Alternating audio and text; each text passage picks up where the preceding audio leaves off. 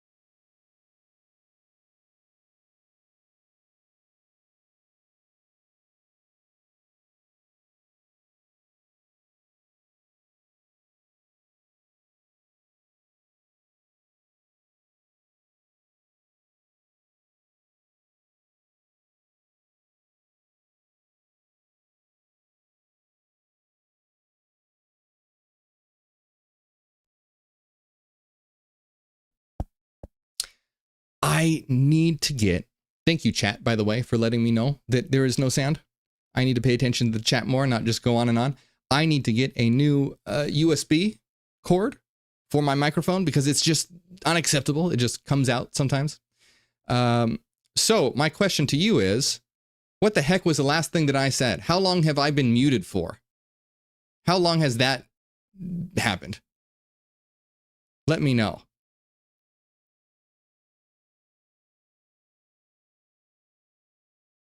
Three minutes. Okay, 3 minutes. What was I talking about? What was I answering? Did you hear me answer Bridget's question?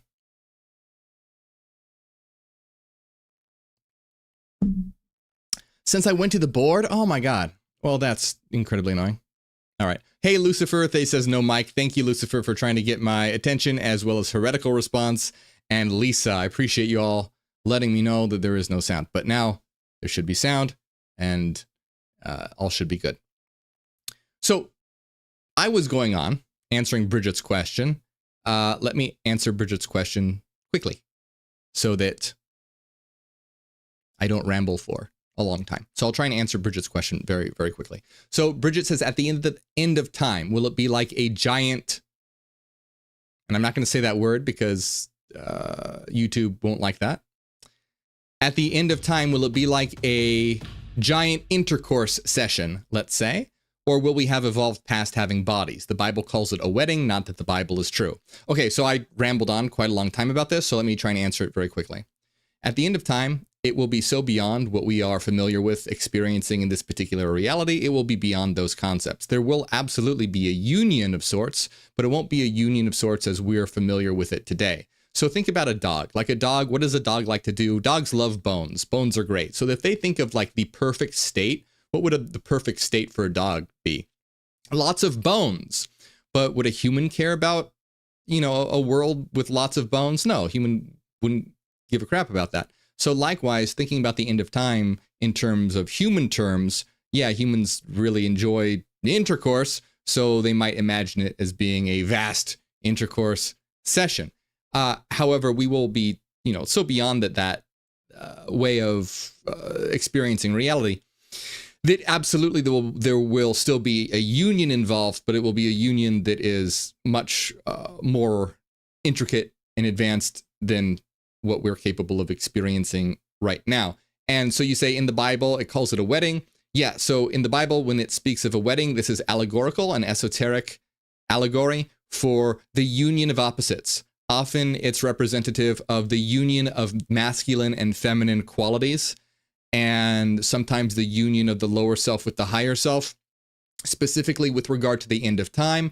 This is the union of subject and object, also known as the great work. So at the end of time, the union of subjectivity and objectivity all becoming one is the great work, the realization that we are all there is, all existence is us, just like when you are in a dream and take full control of your dream reality. And in your dream reality, when you take full control of your dream reality, subject and object is merged because you are the subject that is creating an internal objectivity for you to experience. So a dream reality is a good way to understand the unification of subject and object with the realization and full control and full lucidity over a dream as both the dreamer and the one in the dream. Same thing with us at the end of time. We are the dreamer of dreams. We are all reality, the union of subject and object, the absolute network come online and fully operational. So that I said that really fast because I spent more time on it earlier, but hopefully that gives across the general information. CJ says God is energy, not a being. God is what we are, and we are energy. Sinful Lee, thank you so much for gifting a membership. I appreciate that. Let's see. Let me put your name on the board.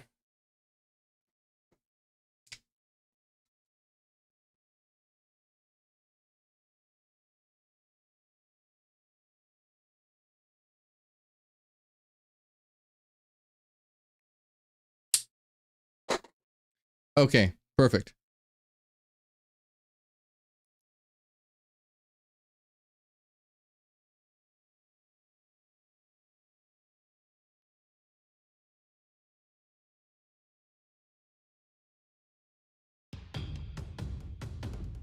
Hey, Chris, thank you so much for gifting a membership. I appreciate that. Thank you. Let me put your name on the board as well.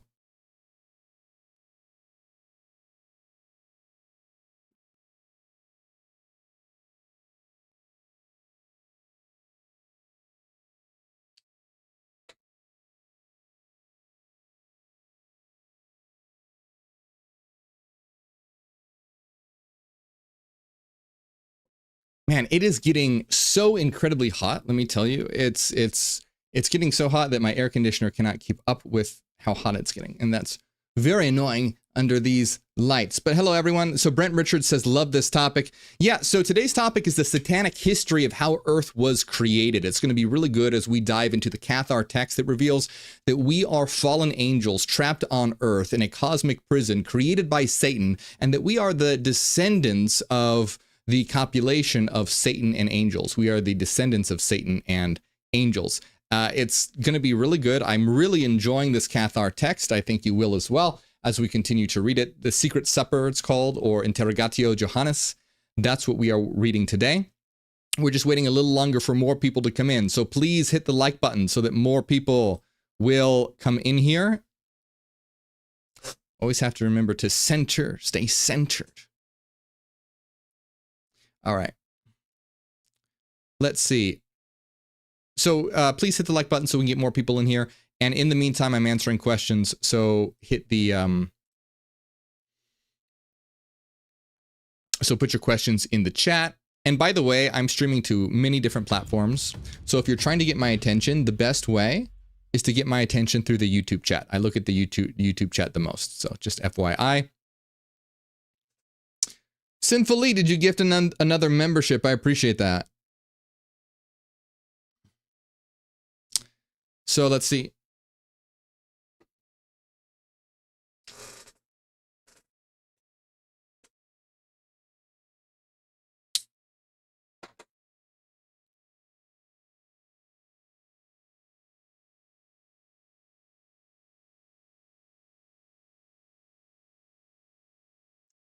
By the way, hello to everyone on Facebook. I see everyone on Facebook as well, trying to keep up with all the chat. So hello to everyone hanging out on Facebook as well. How do I pray? I do not pray. Justin, thank you for the stars. What do you think God's ultimate wish is? Is it to take out evil's existence? Well, we are God. So when you ask what is God's ultimate wish, we are God. And so asking what God's ultimate wish is kind of like asking what is the meaning of life? A lot of people ask the question, you're like, what is the meaning of life? What does Earth, what is the purpose of life? And the meaning of life is actually quite simple. The meaning of life is to enjoy it and understand it. That's the meaning of life, because we are the absolute. We are the eternal mind, the singular existent one that generates a dream world within itself. And why it does this is to create a world that it can experience and enjoy. And the more that we understand what we are, where we are, and why we are here, the greater joys of experience that we can create. And so understanding and knowledge and wisdom helps us to create grander worlds of experience and enjoyment. So the meaning of life, the purpose of life, is to enjoy it and to grow in understanding and wisdom. And that's the same thing as you ask what's God's ultimate wish. That is God's ultimate wish, because it's playing out right here and right now, because we are God. We are fulfilling God's ultimate wish. Dreams, as Freud thought, was wish fulfillment. I think dreams are more complicated than that, but we are fulfilling our wish as God right now, as we understand ourselves, understand existence, and strive to create a better experience for all of us. And that's what we're doing here as Neogenians. As Neogenians, we are here to create a new beginning, a new humanity, and a new Earth through a new consciousness, which entails understanding our existence, raising consciousness, and creating a better experience, a vastly, infinitely improved experience, an enjoyable experience for us all here on Earth. In other words, maximizing the quality of life for all. And that's exactly why in the Neogenian system, we seek to implement a teleocracy. Teleocracy based on the Greek word telos, which means purpose, a purposeful society. The purpose is maximizing the quality of life for all. Hey Stewtastic and Mars and Zochitl and Stan and Angel. Nice to see everyone. Great to see everyone. Happy to see you all in the chat today. We have a great topic today, by the way. For those of you just joining us, we're talking about the satanic history of how Earth was created as we read a banned Cathar text known as Interrogatio Johannes, or the Secret Supper, and it reveals your origins as a fallen angel trapped on Earth, a prison created by Satan. That's going to be what we're taking a look at today. We're just waiting a little longer for more people to come in. And on that note,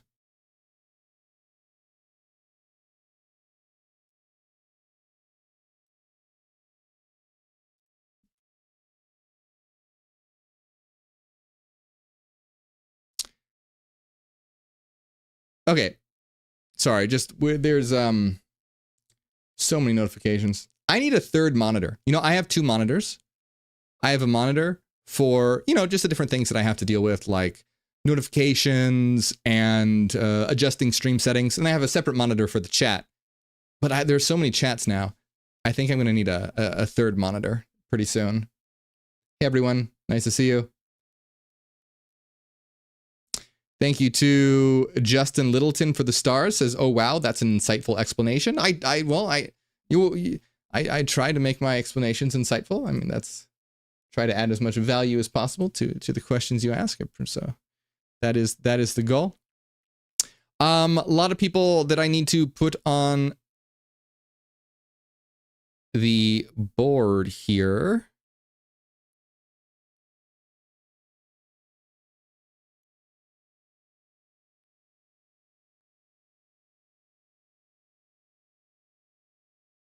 By the way, like I said, I'm streaming to a lot of different places. I'm streaming to TikTok as well right now. Those of you on TikTok, can you just confirm that I am actually live? TikTok told me that I'm not, but I think it's lying.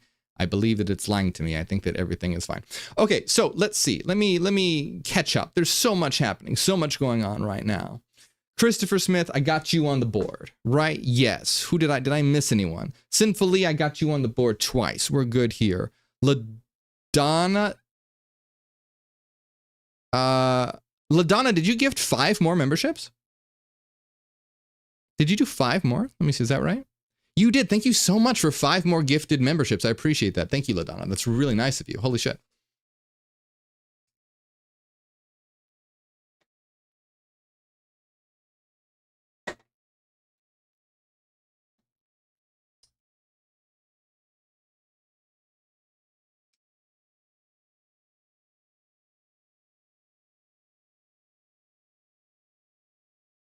Thank you, LaDonna. I appreciate that. All right, let's see what's going on.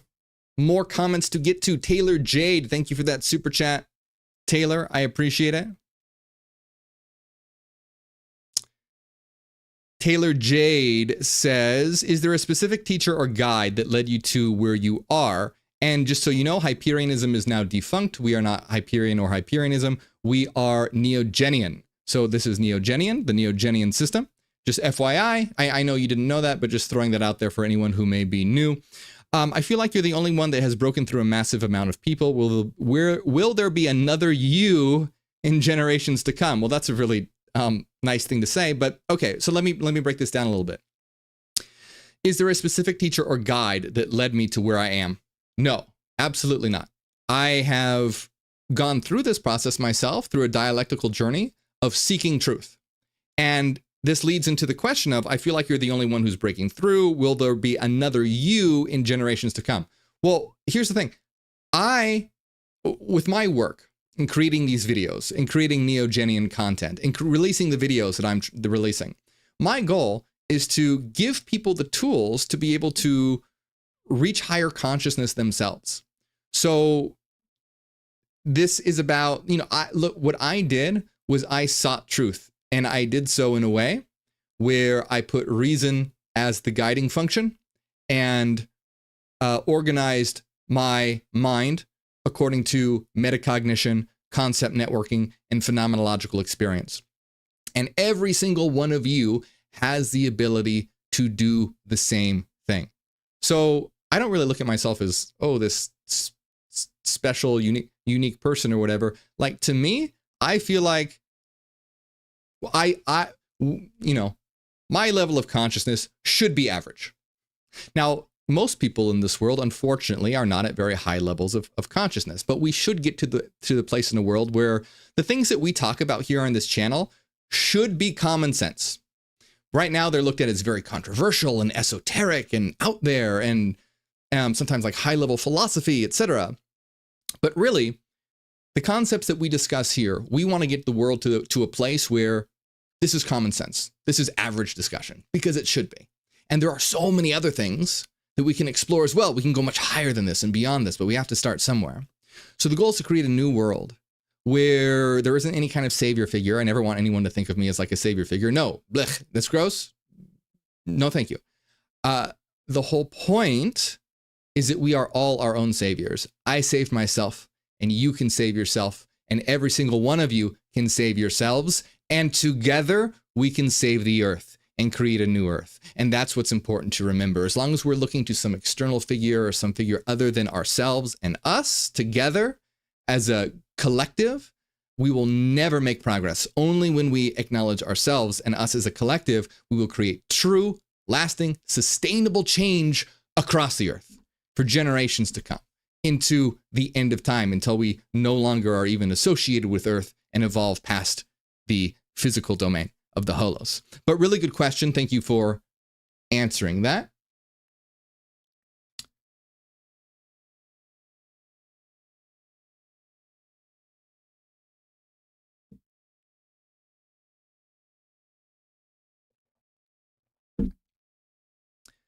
Yosef Flores, thank you for the super chat, Yosef. I appreciate that. Thank you so much.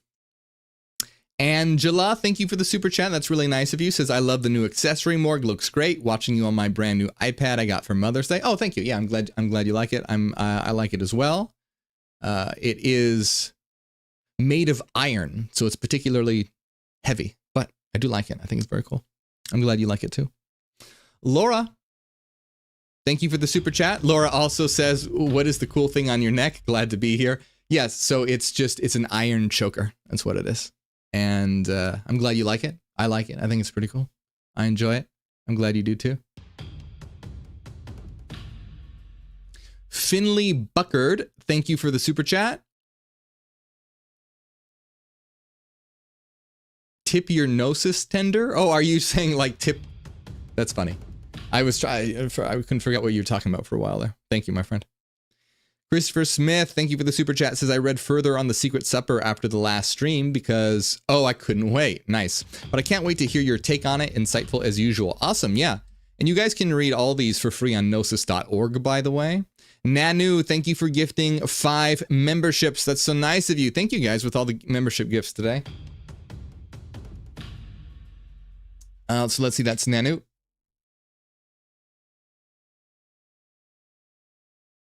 How do I spell your name right?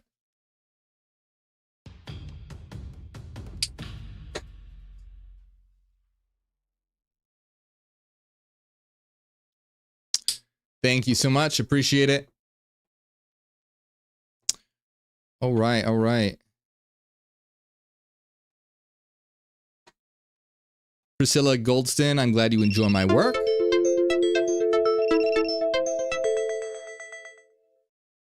By the way, everyone watching on TikTok, I have launched a subscriptions over on TikTok so that people on TikTok, if you become a subscriber, you can be a part of our secret live streams that we have every week. So that's new as well. So just keep that in mind. I'm still experimenting with. Let's see. Vibrational, thanks for being a member for half a year, says the choker is hot. I'm glad you think so. Appreciate it. Am I, okay, making sure that I am actually still live here. By the way, remember today's topic, we haven't even started yet. We're talking was created. This is, and we're going to start the topic soon. We're just waiting for more people to come in. So by the way, if you're watching on YouTube, please hit the like button so we can get more people in here. There are over 200 of you that have not hit like. That is unacceptable. Out the live chat for just a minute. Hit the like button.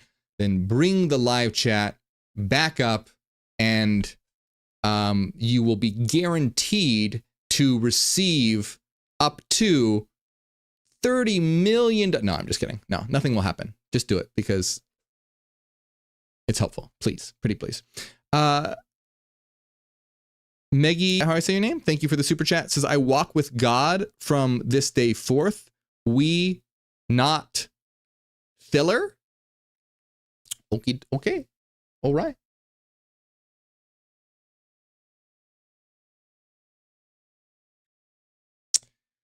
Richie says more people need to know about the Neogenian. I agree with you, my friend. Absolutely. Have you all followed me on Spotify yet? Dawn of the New Earth. Tell me in the chat. Tell me in the chat. Have you followed me on Spotify yet? Dawn of the New Earth. Have you followed? Have you done that? Tell me. I want to know. Tell me in the chat.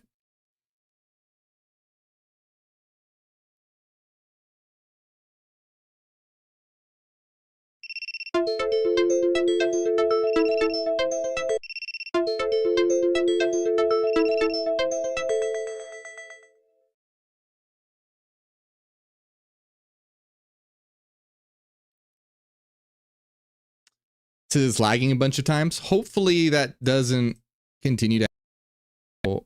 Why that's the case, but hopefully it doesn't. But let me know.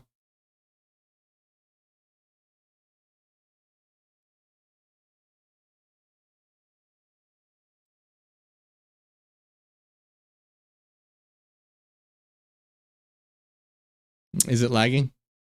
Intermittent sound?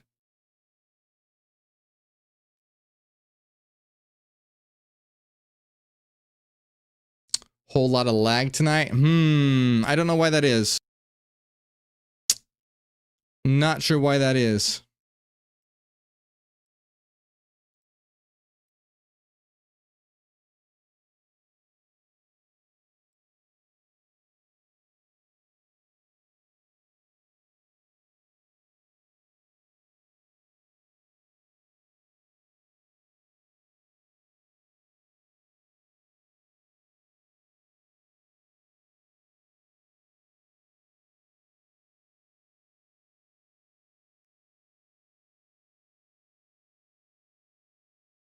Exploring the Holos. Welcome. Good to see you. Glad you could make it.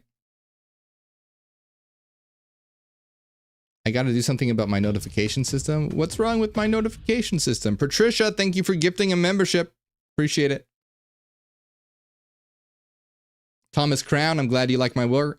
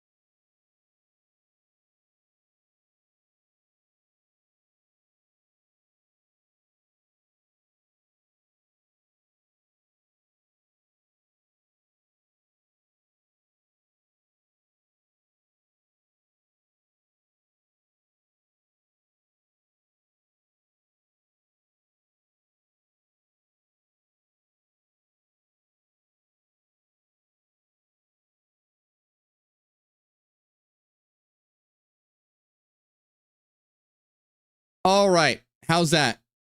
How's that going? I should be running more smoothly now. Hopefully. Perhaps. Perchance.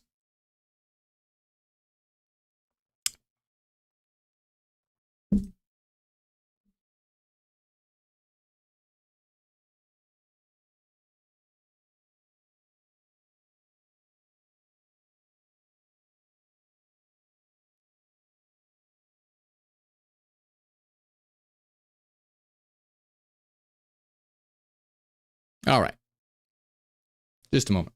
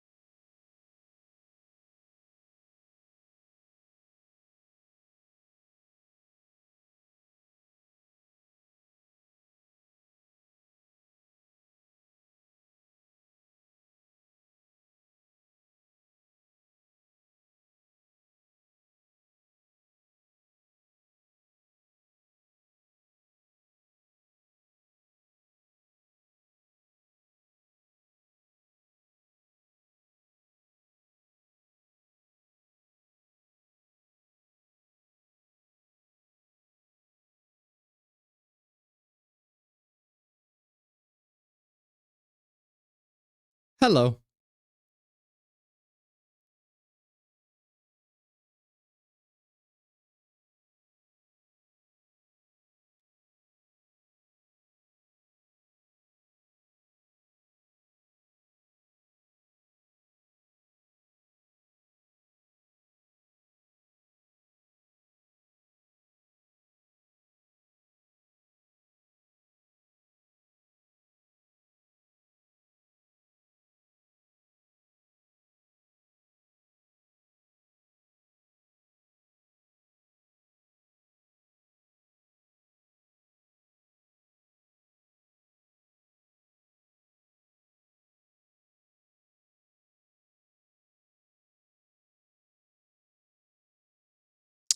Hello.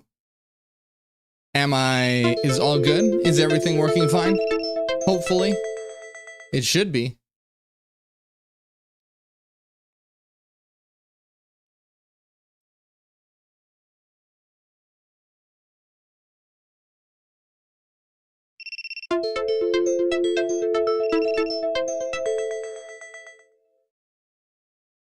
No sound? Is there no sound, or am I just not talking? I think there's sound. I think I just wasn't saying anything. So let me see. Did I miss any shout outs? I don't think that I did. Let me scroll up real quick. Oh, Patricia says, I have a friend watching me tonight. Say hello to Jorge. Hello, Jorge. How are you, my friend? Thank you for watching. Patricia has good taste. I hope you enjoy. Did I put your name on the board? Yes, I did put your name on the board as well. Okay, good. I think we're good to go here. All is well again?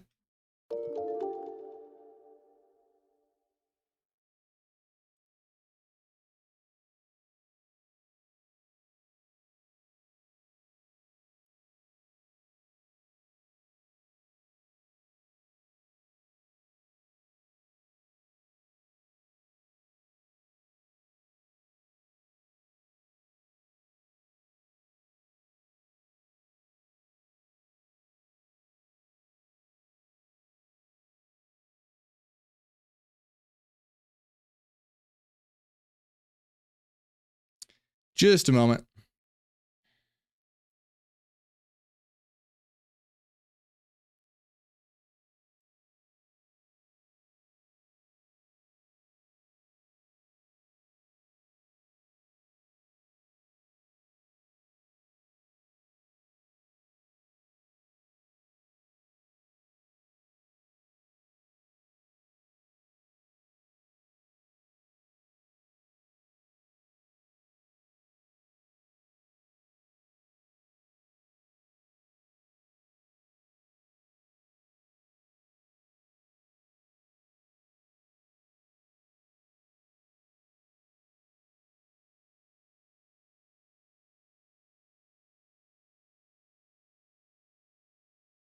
I'm not frozen, by the way. I'm just checking a few things to make sure that this will run smoothly. So let me just make sure that everything is what it should be doing.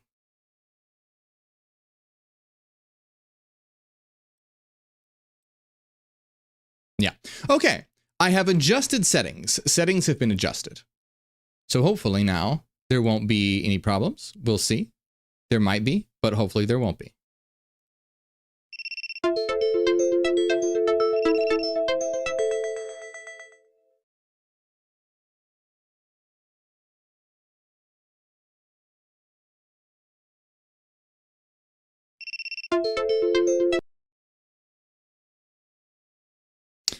All right.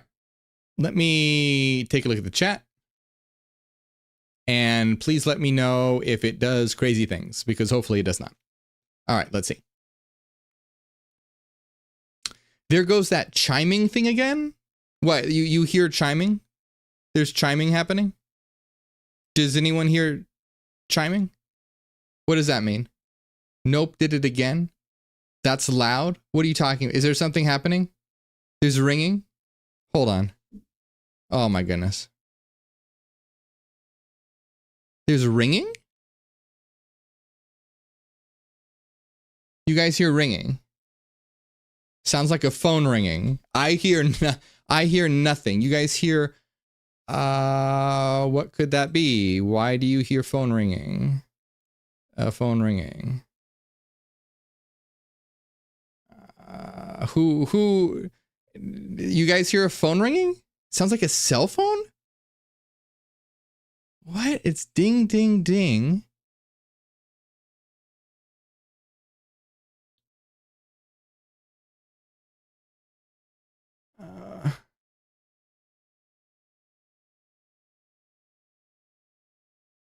You hear dinging. Notification chimes the last 2 streams or so? Not now. You're hearing ringing and chiming. Chiming.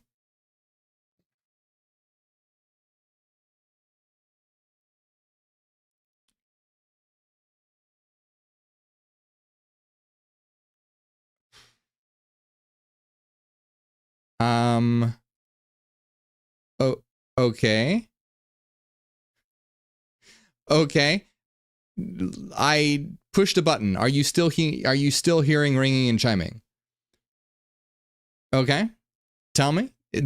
I selected a button, I pushed a thing, and now perhaps the ringing and chiming will be gone. It has stopped. Okay. It's not anymore. Okay, let me know if you hear it again. If someone like does a super chat and a notification pops up in the corner here, yeah, some kind of music or something should play. But if there's chiming for some other reason,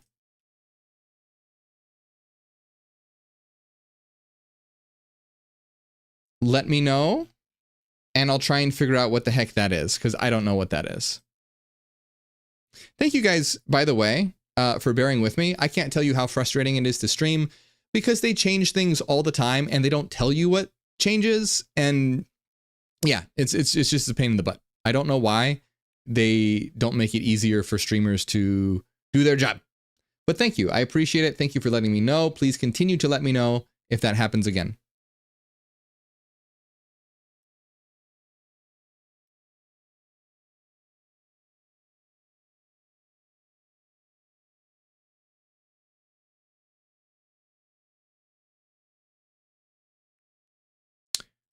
Okay.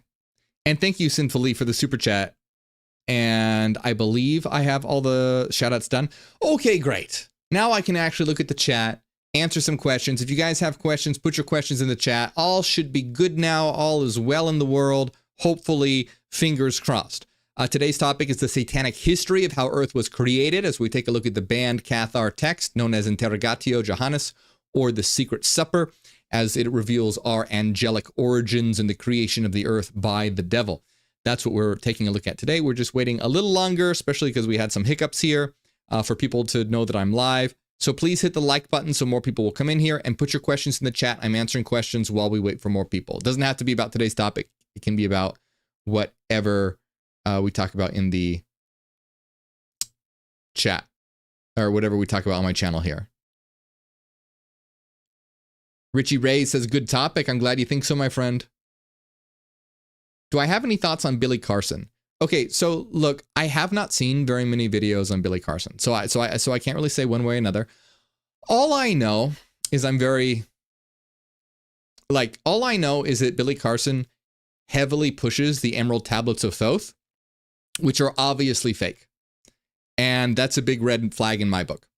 So I don't want to judge him completely and totally, because I like to examine people and their work somewhat in depth before I make some sort of call about them.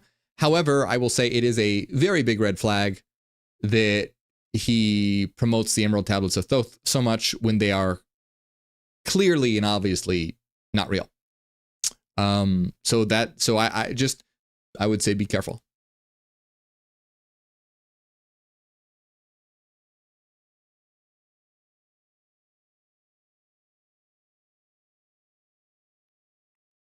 Have I done a video or playlist on the Neogenian? I can't find anything in it on your YouTube. No, not yet, because I have created 5 books laying out the Neogenian system. The first of which is released in 2 weeks, May 16th. And so that is really going to kick off all of the Neogenian content. I realize that there's a lot lacking right now, but that's because we haven't even We haven't even started. May 16th, the first of 5 books laying out the Neogenian system will be made available.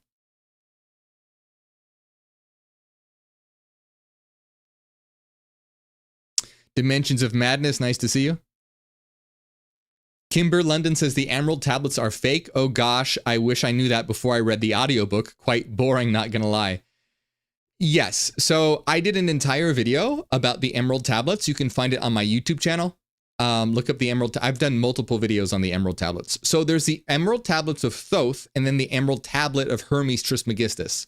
The Emerald tablets of Hermes Trismegistus, that is real, but that is something completely different from the Emerald tablets of Thoth. The Emerald tablets of Thoth is said to be 36,000 years old, written in Atlantean language that communicates to your mind from an indestructible alien substance. And there's just nothing to back it up whatsoever. There are no tablets. They don't exist. No evidence has ever even slightly been put forward for their existence. And the contents of the Emerald tablets are okay, like they're fine, but they're nothing earth-shattering. They're nothing that indicates lost Atlantean knowledge or anything like that. Anyway, I did a whole video, a full breakdown. You can also see the individual who put forward the Emerald tablets of Thoth. His name was Maurice Doreal. He was quite a crazy person. He started like this cult following and created, called himself like some kind of messiah from the ascended masters, and predicted all this kind of crazy stuff that never happened. And even his wife, in front of all his followers, called him a fake and a con man. So it's quite obviously fake. The Emerald tablets of Thoth are quite obviously fake. And yeah, we just want to make sure that we are using logic and reason and understanding everything lucidly. Jackie Walton says, I'm a Christian and I enjoy listening and watching your content. I think that's awesome. Welcome, Jackie. I appreciate that.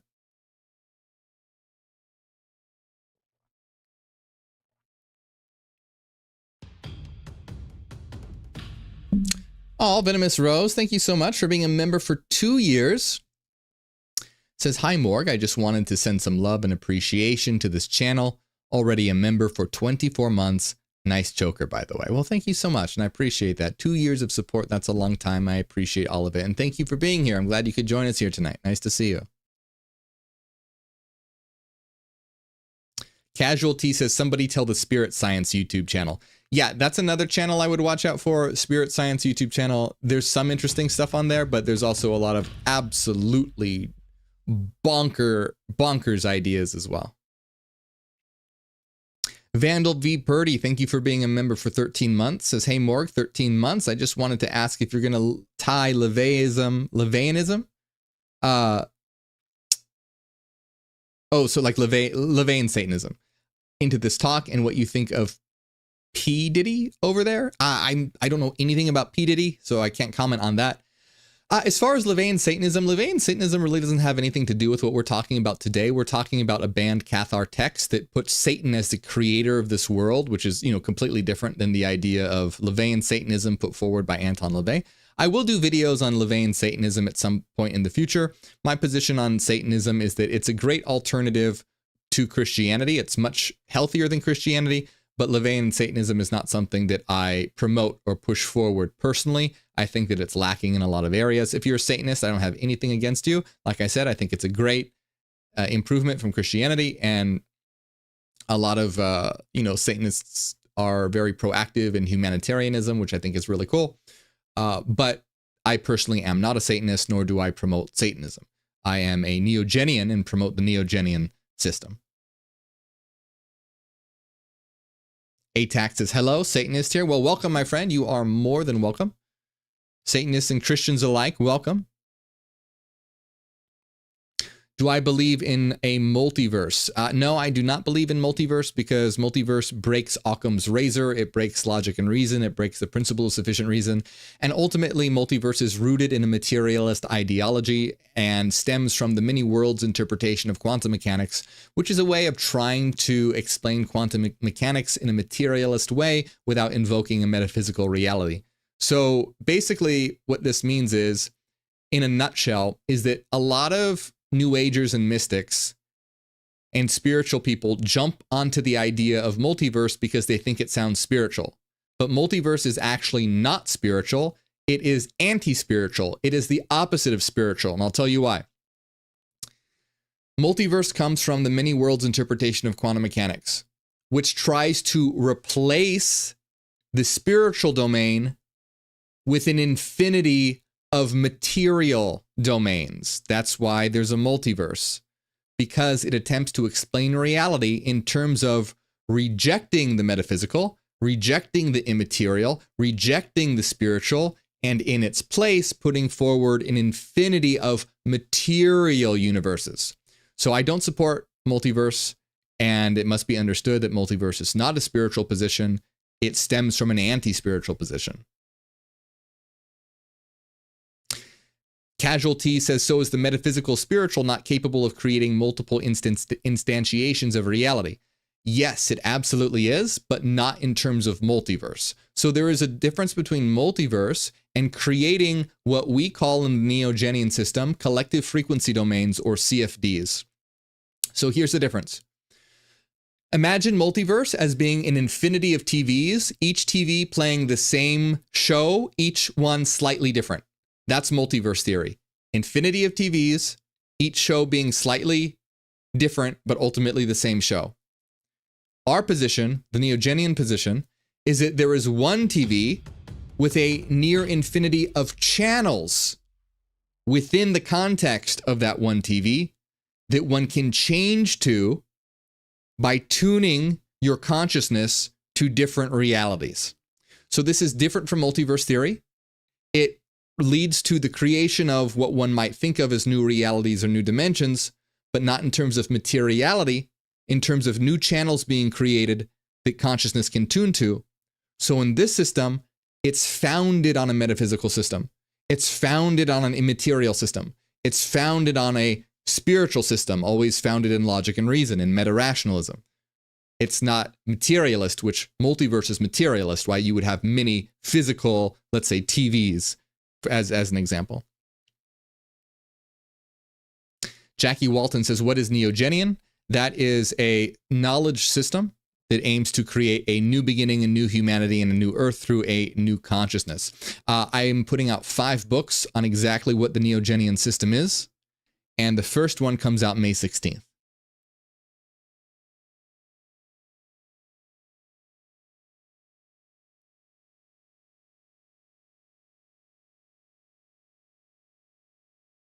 Bridget Bell says, I've met people with degrees in philosophy who have never heard of idealist philosophy, which is very sad. Really? If that's true, that I don't see how that could be possible. No, there's no way. There's no way that's possible. Idealism is such a staple of philosophy that I can't see in what world a philosopher would get a PhD in philosophy where they hadn't heard of idealism. Like that would be that. If that's true, I give up. I'm just kidding. I don't give up, but they must. There's no way that they couldn't.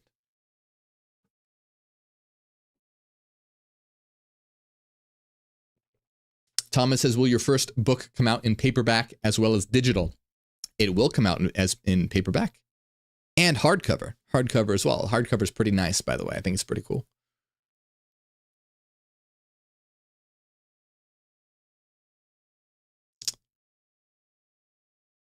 You could kind of think of it that way, Casualty.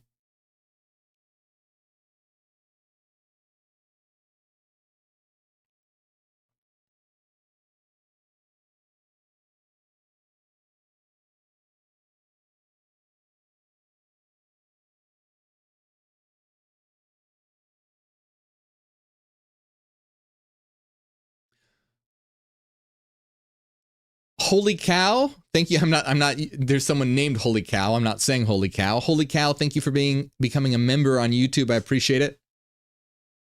If you're just joining us, by the way, we're about to start our main topic real soon here. Just give me a few minutes.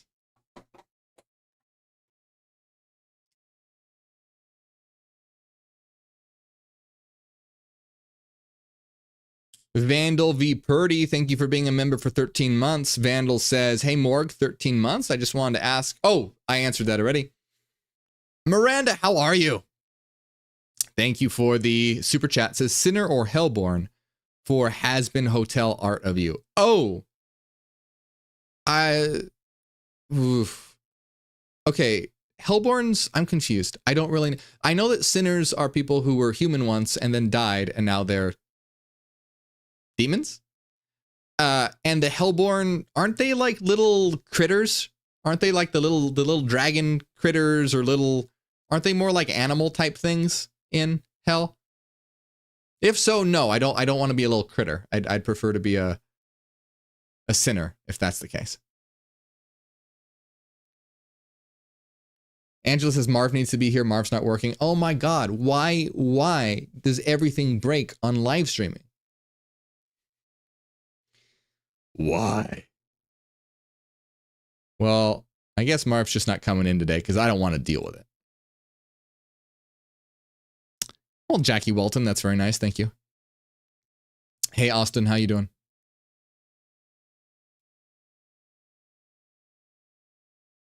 Oh, Bridget Bell says PhD stands for Doctorate of Philosophy, but it's possible to get a PhD and never taken one philosophy class. Okay.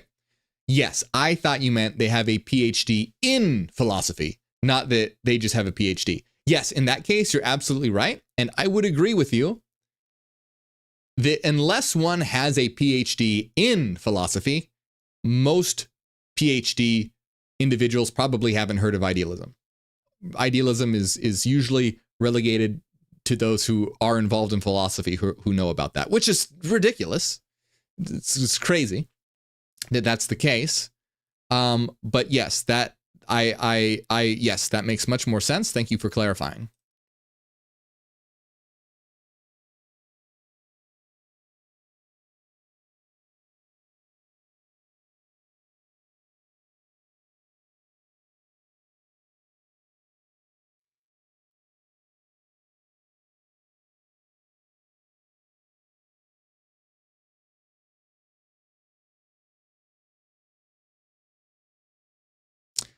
Jimmy says, multiverse exists, bro. You're forgetting about the past, present, and future all coexisting together.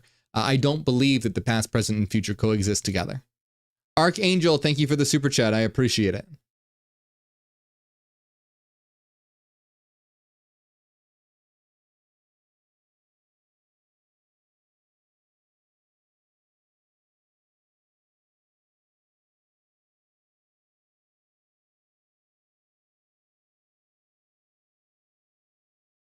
Yeah, thanks, Archangel.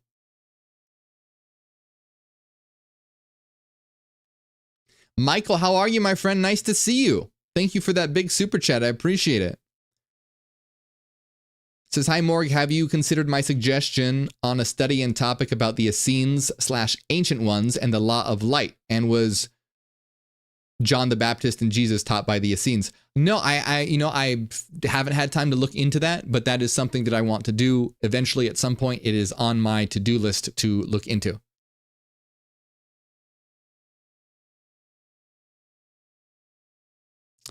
Casualty says, so does free will exist or is reality deterministic? Okay, good question. So there are three schools of thought on free will. There's determinism, there is compatibilism, and there is indeterminism.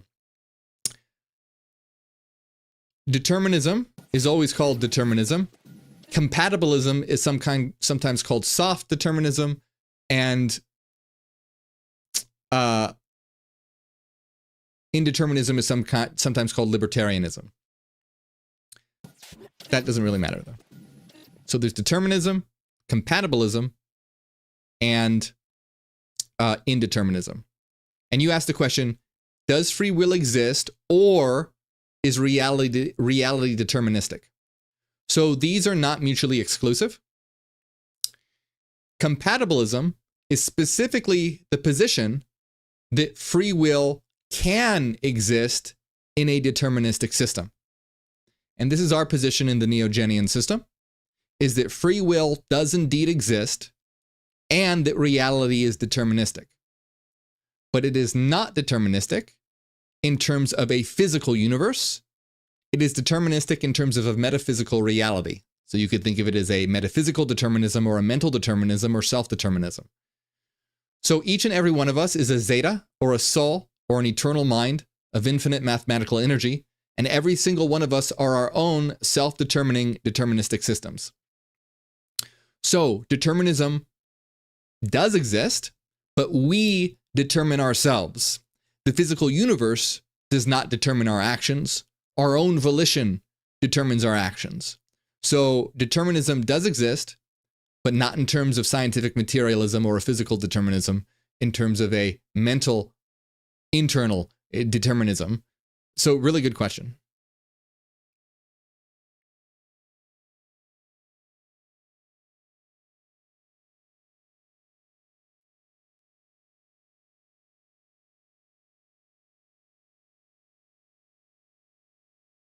Adair says, where can I get your books? My books will be available on Amazon, but not yet. May 16th is when they will be available.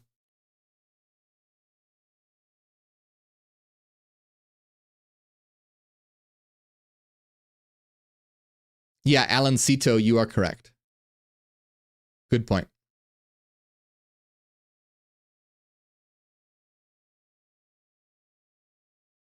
So many great questions today. I'm having trouble keeping up. Great questions, chat.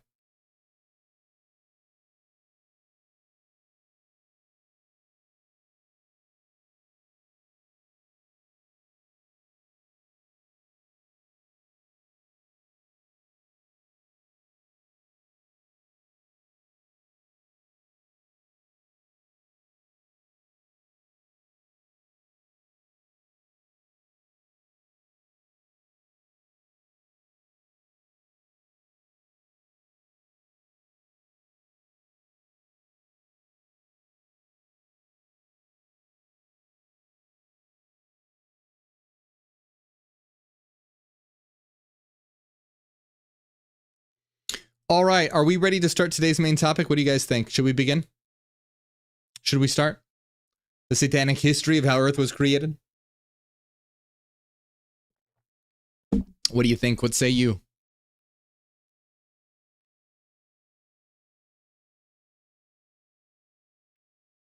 Stonks and Speculation says, so you don't think a divine order can lay out your path of a purpose to fulfill and leave clues all around you? We are the divine order. There is nothing outside of us or other than us. So we are all there is, and we are following our own path that we create.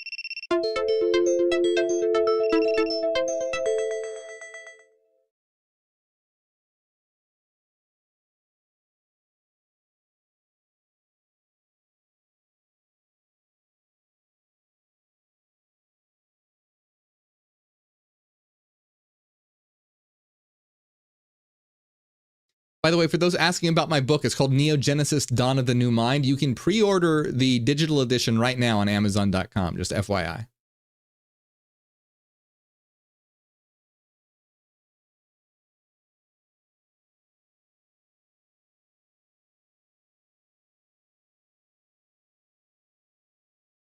You guys are hearing a chime sound? Oh, I think I know what that is. Let me see.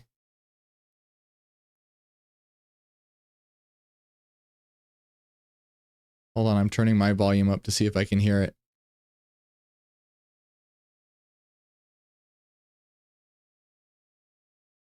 All right, hold on. You shouldn't be hearing one right now, right? It's not occurring right now. Is that correct? I'm trying to catch it to see if it happens when I'm paying attention.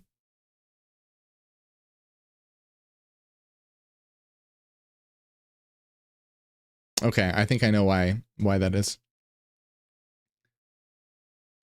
I think that there are notifications coming up on my computer, and I think that it is making a sound, and so I need to disable the notifications. but I can't disable the notifications until I get another notifications. But at least I think I know what it is now.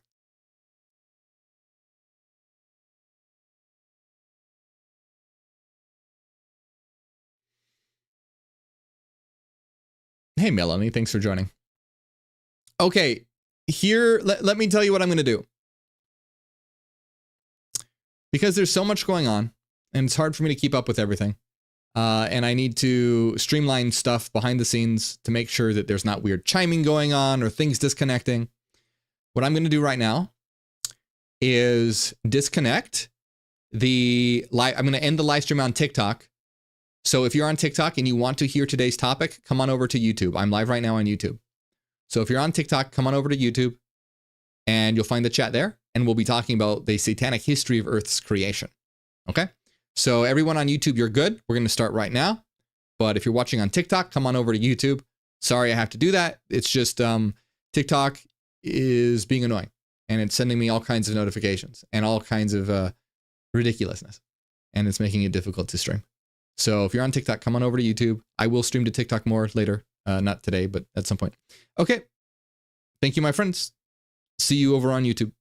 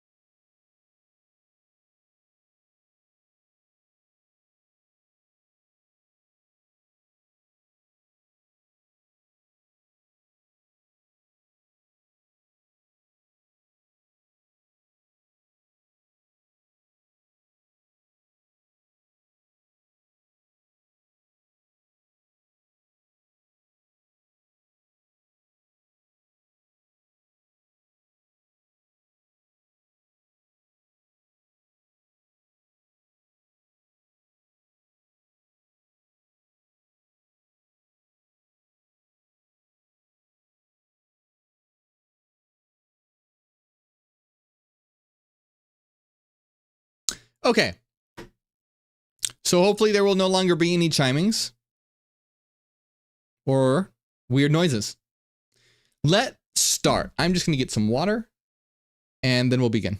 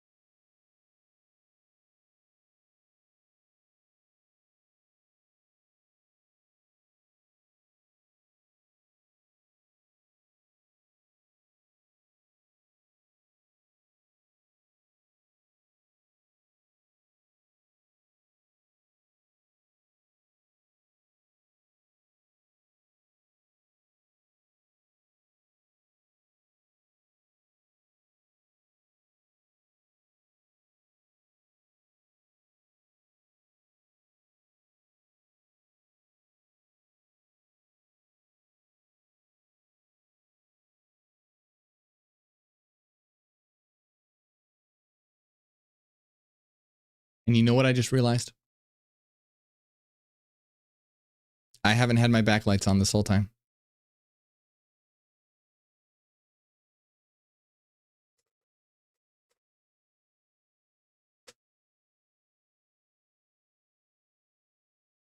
That's better.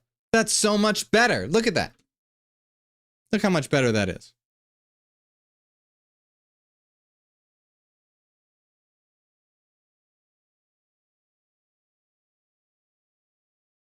Hey, David Ralston, thank you for becoming a member.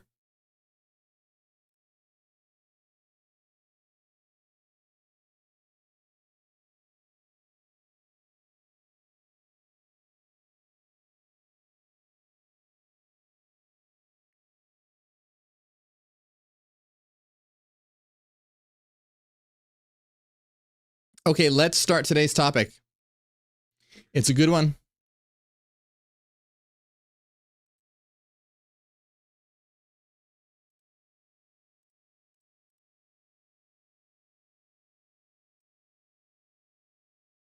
Hey, Lexi Lipper, thank you so much for upgrading your membership to Citizen of the Citadel. I appreciate your extra support. Thank you so much.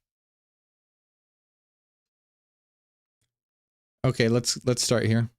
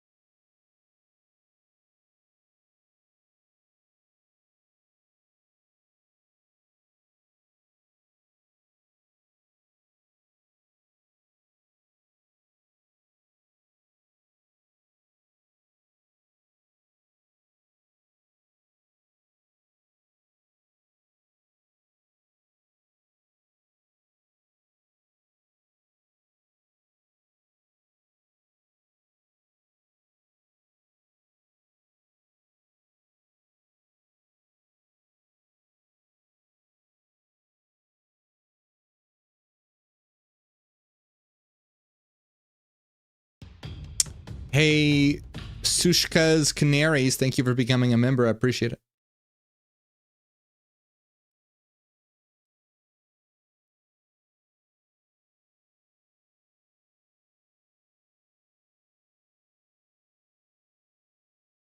All right, let's start.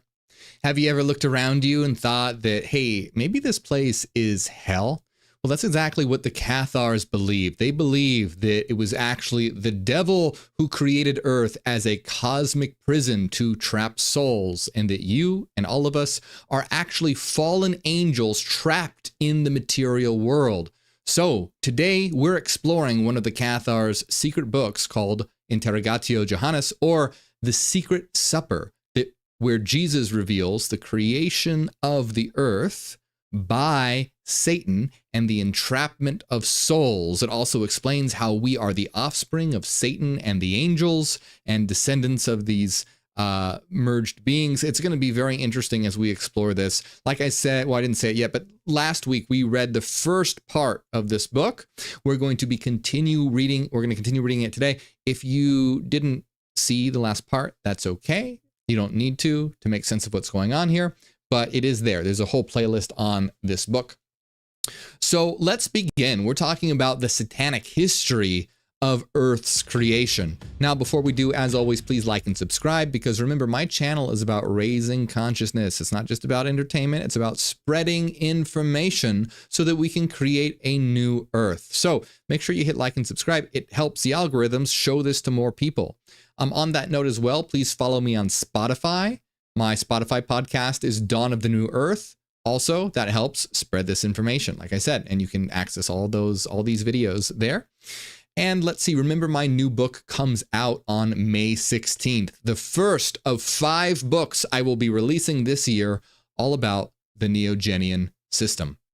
So I believe that's it, my friend. Let's get started. Let's jump right into this. So we're taking a look, like I said, at this book called The Secret Supper, or Interrogatio Johannis, and I'm going to put it up on screen so you can see a bit of it right now. Now, I want to remind you that you can read this for free on gnosis.org. Gnosis.org is a great resource. They have a ton of great books, the Nag Hammadi Library, Cathar texts, a lot you can read there for free. It's a great site. Highly recommend it.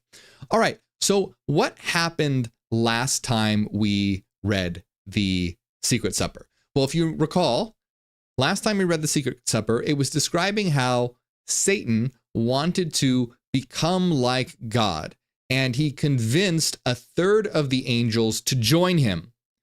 But remember, in The Secret Supper, it's revealed that Satan is actually the God of the Bible.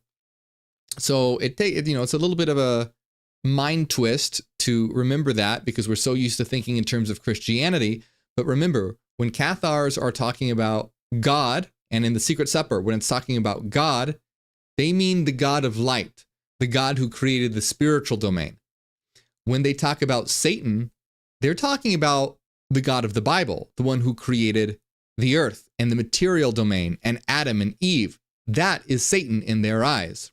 So the God of the Bible, Satan, wanted to be like the God of light, the spiritual God, and rebelled in heaven and took a third of the angels with him. Now, this rebellion did not go well, and he repented and said, hey, please forgive me for what I have done. And it says here, let me read it. It says, I have sinned. Have patience with me, and I will pay thee all. The Lord was moved with pity for him and gave him peace to do what he would until the seventh day. Okay, this is really important. So the Lord had pity. He said, okay, you know what? I'm going to let you do whatever you want until the seventh day. This means a couple different things. So we know from the Bible, in standard Christian theology, the earth was created in 7 days. There was 6 days of creation, and then on the seventh day, God rested. So God is going to let Satan do whatever he wants for 7 days. And in those 7 days' time, he's going to create the earth and create humanity and create the world. But in addition to that, 7 days also represents 7 ages. So not only are we talking about the 7 days of creation here, but we're talking about the time that Satan will rule the world. And this is in terms of 7 ages. And the reason why it's in terms of 7 ages is because in religion, particularly Christian religion, 7 is often a number attributed to perfection or completion. So it's a cycle of perfection, a cycle of completion for 7 ages. So here we're having 7 used in 2 different ways. One in 7 days, the creation of the earth, and then 7 ages total is where Satan will reign. So that's where we left off. Let's continue now. It says, then Satan took his seat above the firmament and gave command to the angel who was over the air and who was over the waters, so that they raised 2/3 of the waters high into the air. Of the remaining third, they formed wide seas. The division of the waters was commanded of the Father invisible. So we have here Satan taking his seat above the firmament. Now, the firmament is a place that divides basically heaven from earth, the heavenly waters from the earthly waters. So it's sort of that in-between area, that transition between earth and heaven. Now, what's really interesting about this, God, that's so hard. I don't know why it's so hard for me to say. The firmament is a really odd idea if it's taken literally. Because if it's taken literally, which it shouldn't be, all this stuff is allegorical. But if it's taken literal, it is a division of the heavenly waters from the earthly waters. So metaphorically, that makes sense. It's just a division between a transition point between the spiritual and the physical. And it's basically saying that Satan took his seat above, still like in the spiritual, but he's commanding and creating in the material. But if it's taking literal, it's very odd. And the reason why I mention that is because I grew up as a Christian and we were fundamentalists, which means we took the Bible literally. And the firmament is an idea that's in the Bible. And there are a lot of Christians who believe that the earth was once actually literally surrounded by water. And some people cite, the story is, remember the story of Noah's Ark where God floods the earth? According to Cathars, it would be Satan floods the earth. But according to the Bible, God floods the earth. Does that sound like a very godly thing to do? To just eradicate every human being on earth, including children and pregnant women and animals?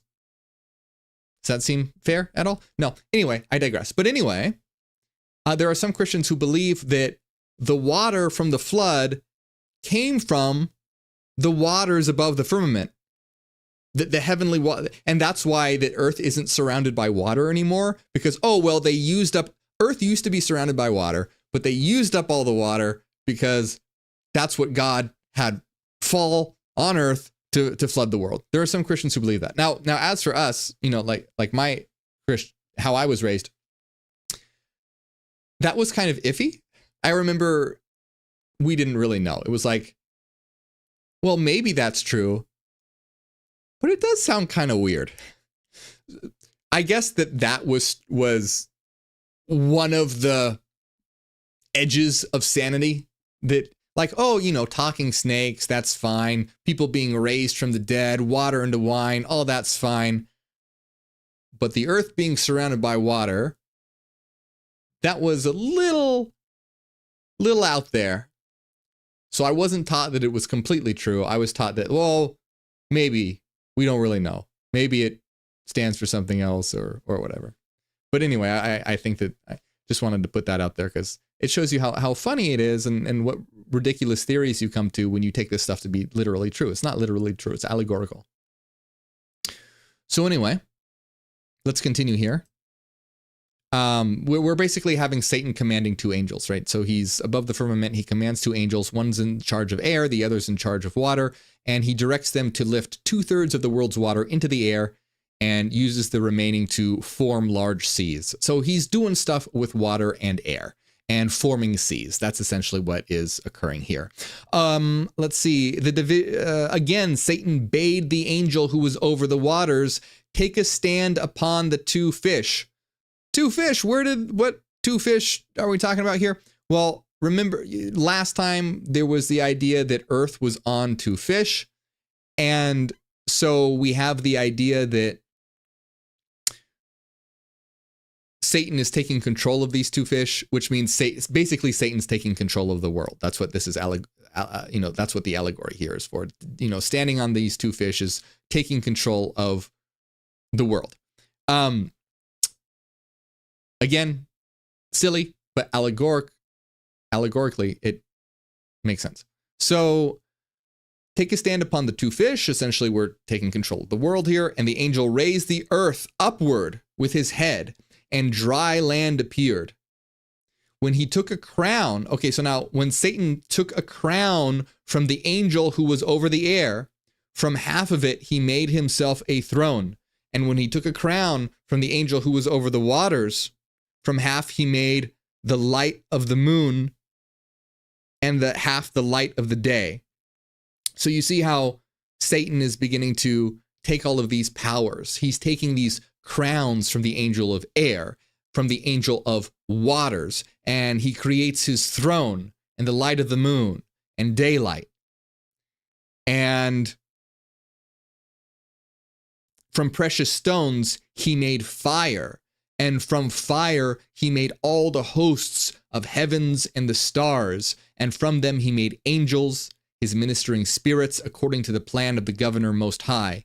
He also made thunder, rain, hail, and snow, and over these he set his ministering angels. So this is just talking about all the different things that Satan is creating, but importantly, you will see that Satan is the master of the elements here. What is Satan doing? Satan is above the firmament, which is a spiritual domain, the transition. So you can see that Satan has that inherent spiritual element there. He is an angelic being. He has spirit. He's taking the power of air. He's taking the power of water from stones. He's creating the power of fire. And of course, he has control over the earth. So you see, spirit, air, earth, wind, and fire. Satan is controlling all of these elements. Let's see. So now we get to Satan creating living beings. It says, he commanded the earth to bring forth all living things, animals, trees, and herbs. The sea he commanded to bring forth fish, and the air, birds of the heavens, and he pondered on making man to serve him. Okay, this is really important here. So he's creating the earth, the sea, the air, and he's making them produce all forms of life, animals, plants, and birds. But now Satan wants to create human beings. Why does he want to create human beings? Because he wants to be served. And this follows in line with what we read in the Bible with the God of the Old Testament, the creator God who creates humanity simply to worship him and to serve him. And it's ridiculous when people go like, oh, well, he gave humans free will. Think about it. He created humans to worship him and to serve him. And according to the Bible, when some of these humans stopped worshiping and serving him, what did he do? He unalived them all in a flood. He flooded the whole earth. So does that really sound like free will to you? Like, does that, if you give someone two options, but say like, okay, option A, you're fine, you're good if you take that option. You're free to take option B, but I'm going to unalive you if you do. Is that really free will here? No, of course not. So this isn't truly, if God was really cared about free will, he wouldn't eliminate almost all of humanity except for one family simply because they wouldn't serve him. But who would do that? A satanic being. And that's exactly what the Cathars believed. They said, hey, this is not a godly thing to do. This is not a godly act. It is an evil act, which is why they thought the Old Testament was inspired by Satan. They essentially thought the Old Testament was written through the influence of Satan. And this idea that the Old Testament God, by the way, I'm sure those of you who watch my channel already know this, but if you're new here, it's not just relegated to the Cathars. This wasn't just one-off movement. The Cathars believed this. The Gnostics, who came much earlier, also believed this. And the Marcionites, led by Marcion, also believed this, who was the creator of the world's first Bible, or the world's first Christian canon. And he specifically left out the Old Testament because he believed it was influenced by an evil deity. So we have Satan wanting to create human beings. Why does he want to create human beings? To be his slaves, essentially, to serve him.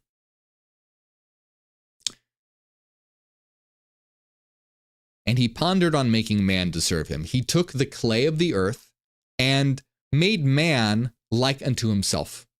And he then bade an angel of the second heaven to enter the body of clay. So now he is taking an angelic soul and having it enter the body that he created. So this is really important to understand here. So according to the Cathars, this is the origin of human beings, comes from fallen angelic souls.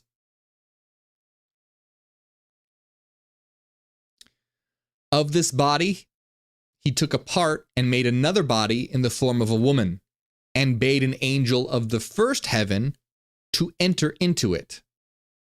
And the angels grieved deeply. See, the angels didn't like this. They were grieving.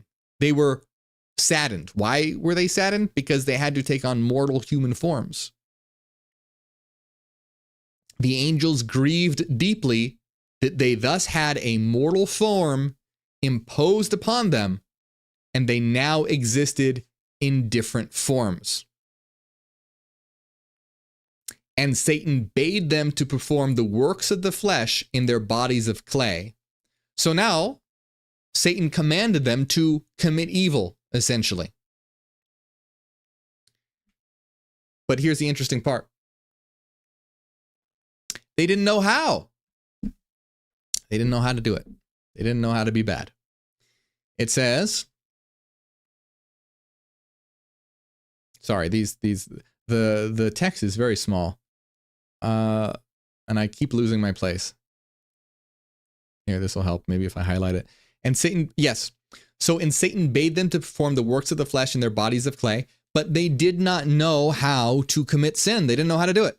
The originator of sin accomplished his purpose. So the originator of sin, meaning Satan, accomplished his purpose by his seduction in this way. So essentially, he's got a plan. He takes the angels, he traps them in bodies. He says, hey, commit sin. They don't know how to commit sin. So he hatches a plan to trick them into sinning. And remember, in the Bible, God creates the Garden of Eden. And in the Garden of Eden, he places the tree of life and the tree of knowledge of good and evil. And God says you can eat from any tree you want except for the tree of knowledge. First of all, don't you think that's like a weird thing to do?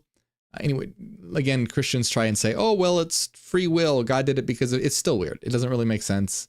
But anyway, especially to make knowledge off limits, to make knowledge specifically off limits is very telling, to make knowledge the ultimate sin. But anyway, according to the Cathars, why did God do this? As a trick. So it says Satan planted a paradise, the Garden of Eden, and set men therein, and bade them not to eat of its fruits. So he put the humans in the paradise and said, don't eat of the fruit. The devil entered paradise and planted a bed of reeds in the midst of paradise. Of his spittle he made a serpent and bade him remain in the reeds. So Satan creates reeds, and from his spit, he creates a serpent. And again, this is just emphasizing that this serpent is an extension from him. It is created from his essence. So he creates this serpent from his own essence, from his spit, and tells the serpent to hide in the reeds. Thus the devil concealed the knowledge of his deceit so that they would not perceive his treachery. So basically what is being said here, because in the Bible you have God and then you have the serpent, and God's supposed to be God and the serpent's supposed to be the devil. And I mean, the serpent's never actually called the devil in the Bible, but that's a whole nother thing. But the serpent in the Bible, the serpent's the bad guy. All right, and is commonly associated with the devil or Satan. So you have this sort of dichotomy in the Bible, where in the Bible you have God who creates the Garden of Eden, and then you have the serpent or Satan, who apparently goes against God's will. But the Cathars in the Secret Supper are saying, no. It was all Satan, and Satan just did this as a trick to trick humanity. So he was both God and the serpent, Satan and the serpent. He was both, and did all of this on purpose to get these spiritual beings to sin. So thus the devil concealed the knowledge of his deceit so that they would not perceive his treachery. So because he couldn't just do it himself, because they didn't know how to sin, they didn't want to sin. But because it was done through this serpent, they didn't know it was a plan hatched by the devil.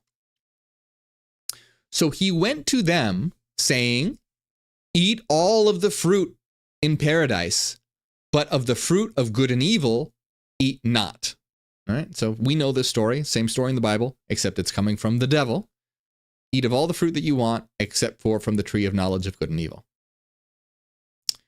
Thereafter, the wicked devil, entering into the evil serpent, deceived the angel who was in the form of a woman and poured out upon her head a longing for sin, and Eve's desire was like a glowing oven. So the devil goes into the serpent, goes to the angel in the form of a woman, or Eve. The serpent goes to Eve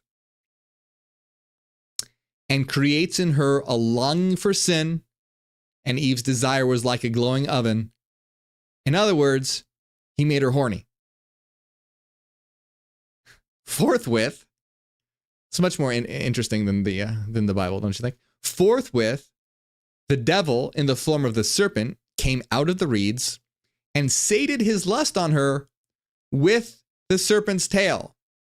So the devil has intercourse because now Eve is glowing like an oven, and the devil wants to have intercourse with Eve, and so he does in the form of a serpent with the serpent's tail. You can use your imagination as to what occurred here. But as, you know, strange and humorous as this might be, there's a really interesting metaphor being put forward here.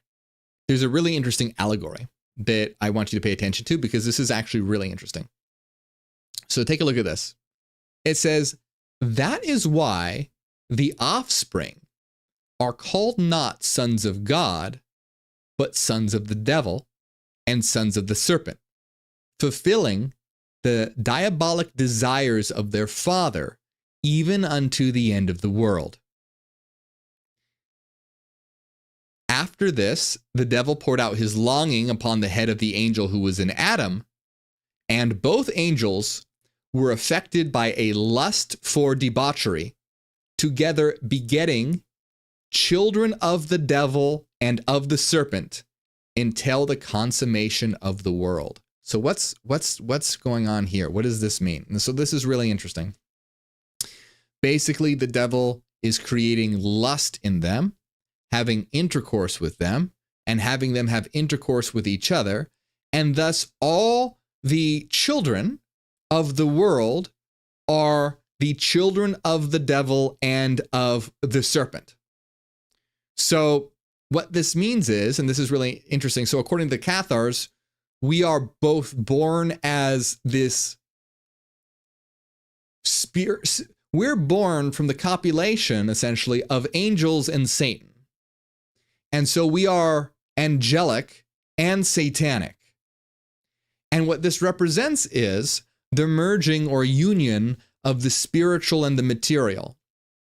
And we can understand this from a metaphysical perspective as the angelic part of us is what we are, what we truly are, our souls. Us as a soul in the Neogenian system as a zeta. Us as a soul. That is the angel. Our body would be of the devil or of the serpent or of Satan. And so we are looked at as sort of this hybrid being of angel and Satan, angel and serpent, which is very interesting because we are these dualistic sort of beings, not a true duality, but an apparent duality, because ultimately everything is spiritual.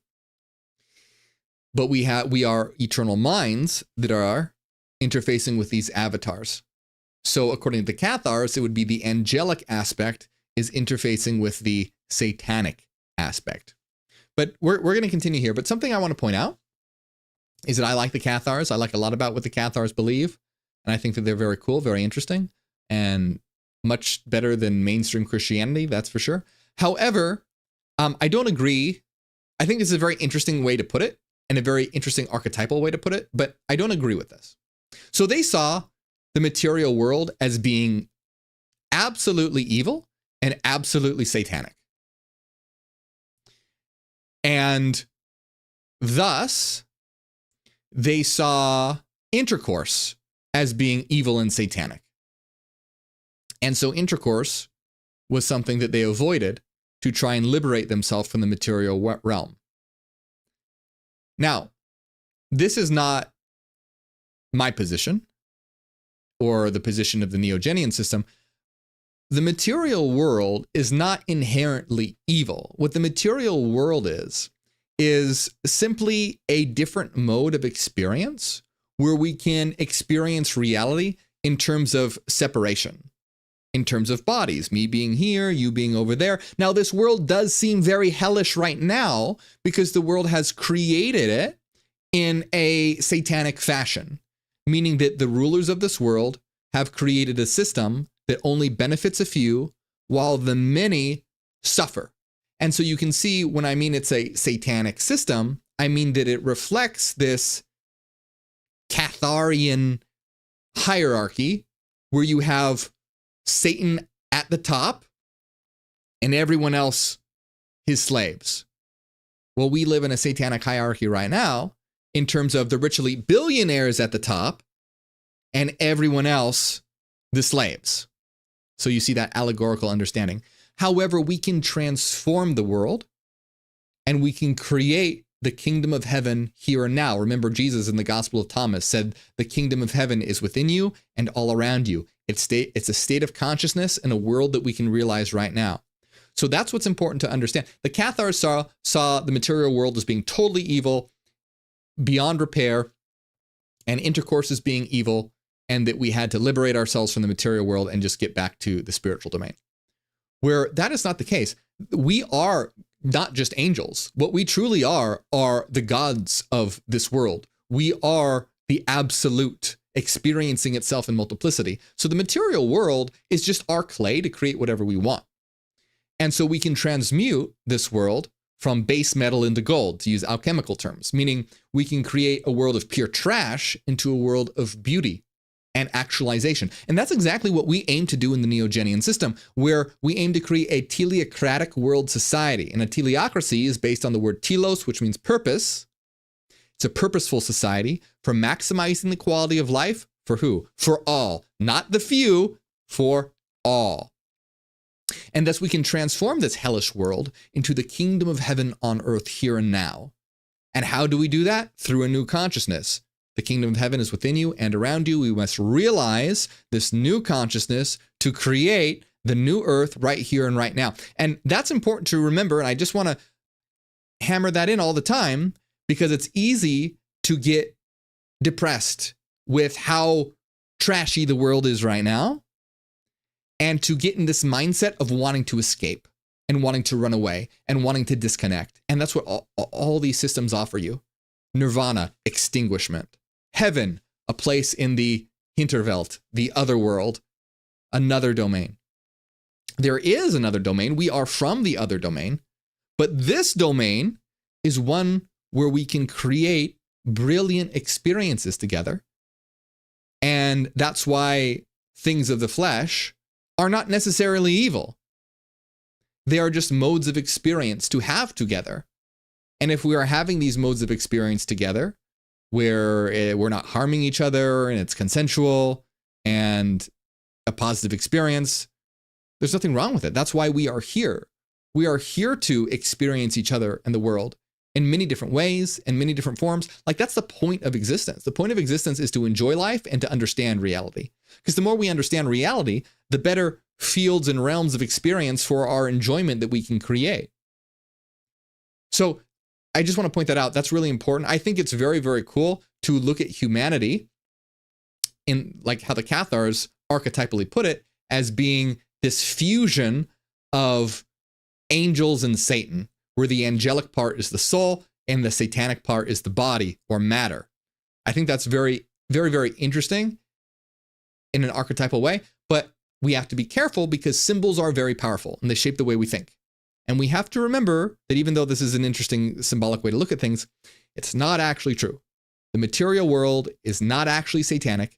The material world is not actually evil. Our bodies are not actually evil. It all seems like that because we live in a trashy world. But like Christ said in the Gospel of Thomas, we can transform the earth right here and right now. And when I reference Jesus Christ in the Gospel of Thomas, I'm not saying as though like that has some kind of, oh, well, just because, it was written about in this gospel means it's true. No, I just reference it because it's compatible with how we know reality works. We know how reality works through meta-rationalism, through using logic and reason to understand the energetic structure of reality and to understand that reality is based on sinusoidal waveforms that are expressed in terms of wave interference patterns that project a material world that we can interact with, and that we exist in the frequency domain but can interact in the space-time domain through interfacing with an avatar. And we understand that reality is dialectically and teleologically evolving, and we are taking a part in this evolution because everything is us, everything is what we are. And this falls in line with the different things that I'm referencing. So I'm not using these things as a source of authority. These are learning tools. They're allegories. Some allegories are right, some allegories are not. This allegory is very interesting, but we have to remember that the material world is not actually evil. And it's important to remember that because we're never going to change it if we keep thinking that it is. It's something for us to, it's just our clay. That's what it is. The earth is just our clay. We can make whatever we want out of it. Unfortunately, it's a trashy mess right now. But as Neogenians, we are here to create a new beginning and to transform the earth through a new consciousness. So very interesting idea here, though. So now we go to John talking to Jesus. And John says, after that, I, John, questioned the Lord, saying, why do men say that Adam and Eve were made by God and placed in paradise to keep his commandments, and that the transgression of the Father's commandments, they were delivered up unto death?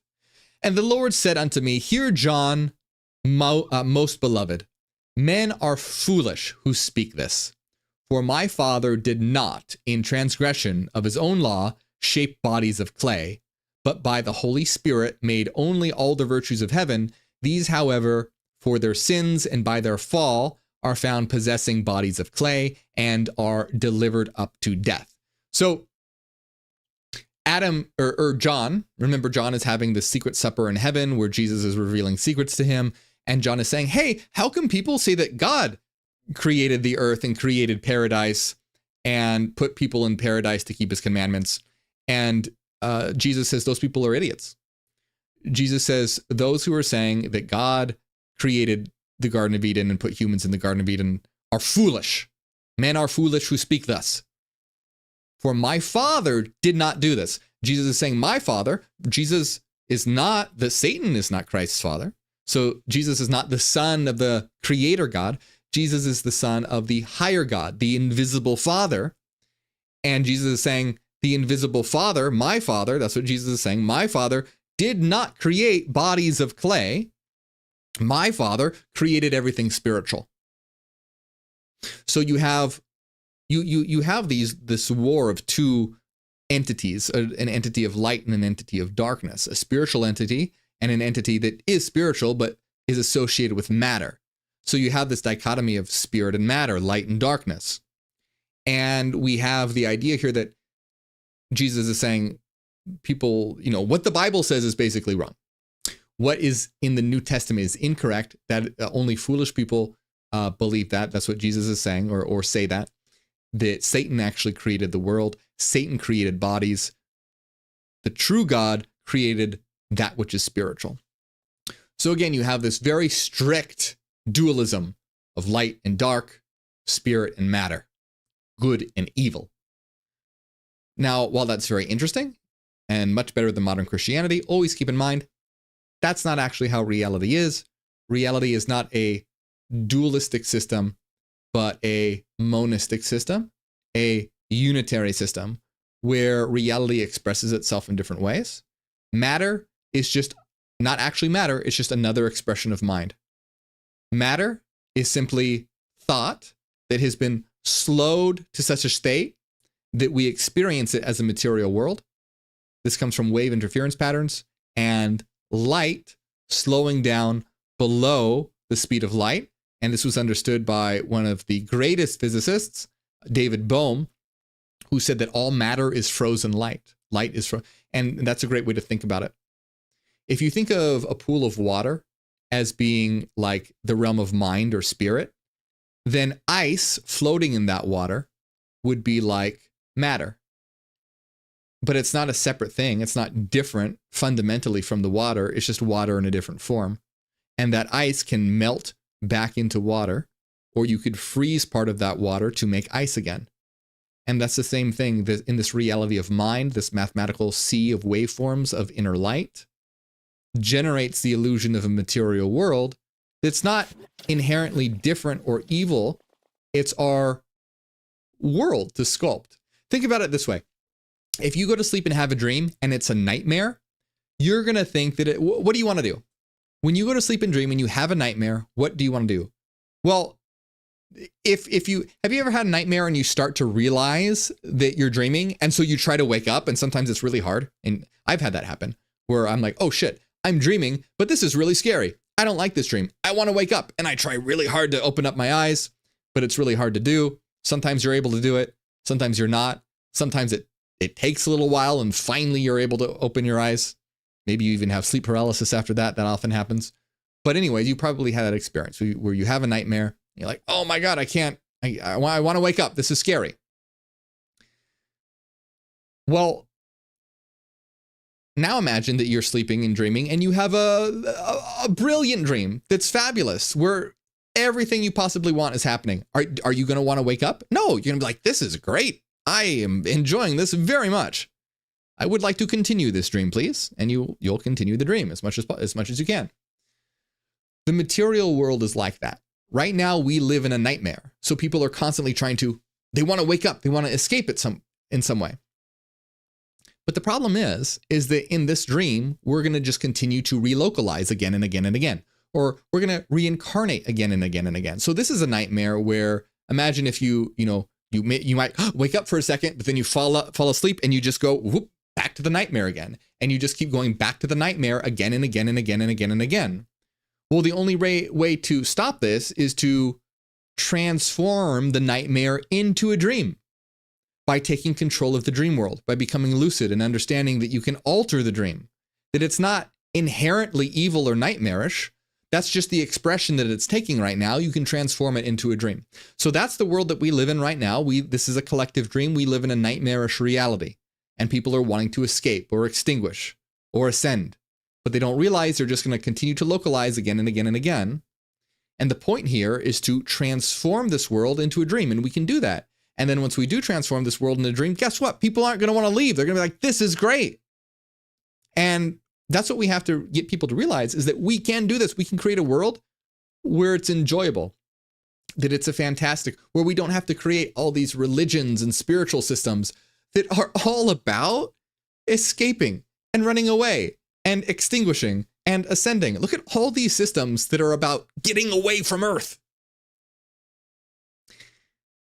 Well, it's because Earth is nightmarish right now, but it's only going to stop being nightmarish when we transform it.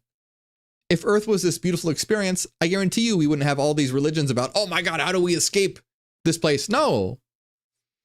What we need to do is come together and unite under a new consciousness and create a new beginning, create a new humanity, create a new Earth. That's exactly what we aim to do. And that's what we need to do. That's the only option forward.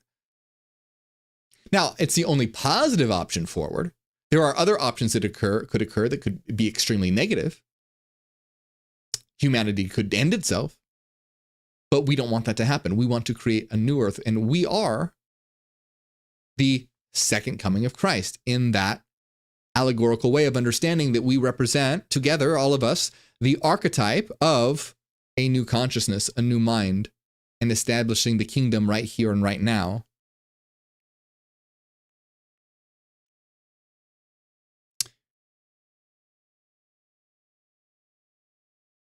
And I, John, questioned the Lord, saying, Lord, how did man have his spiritual origin in a carnal body?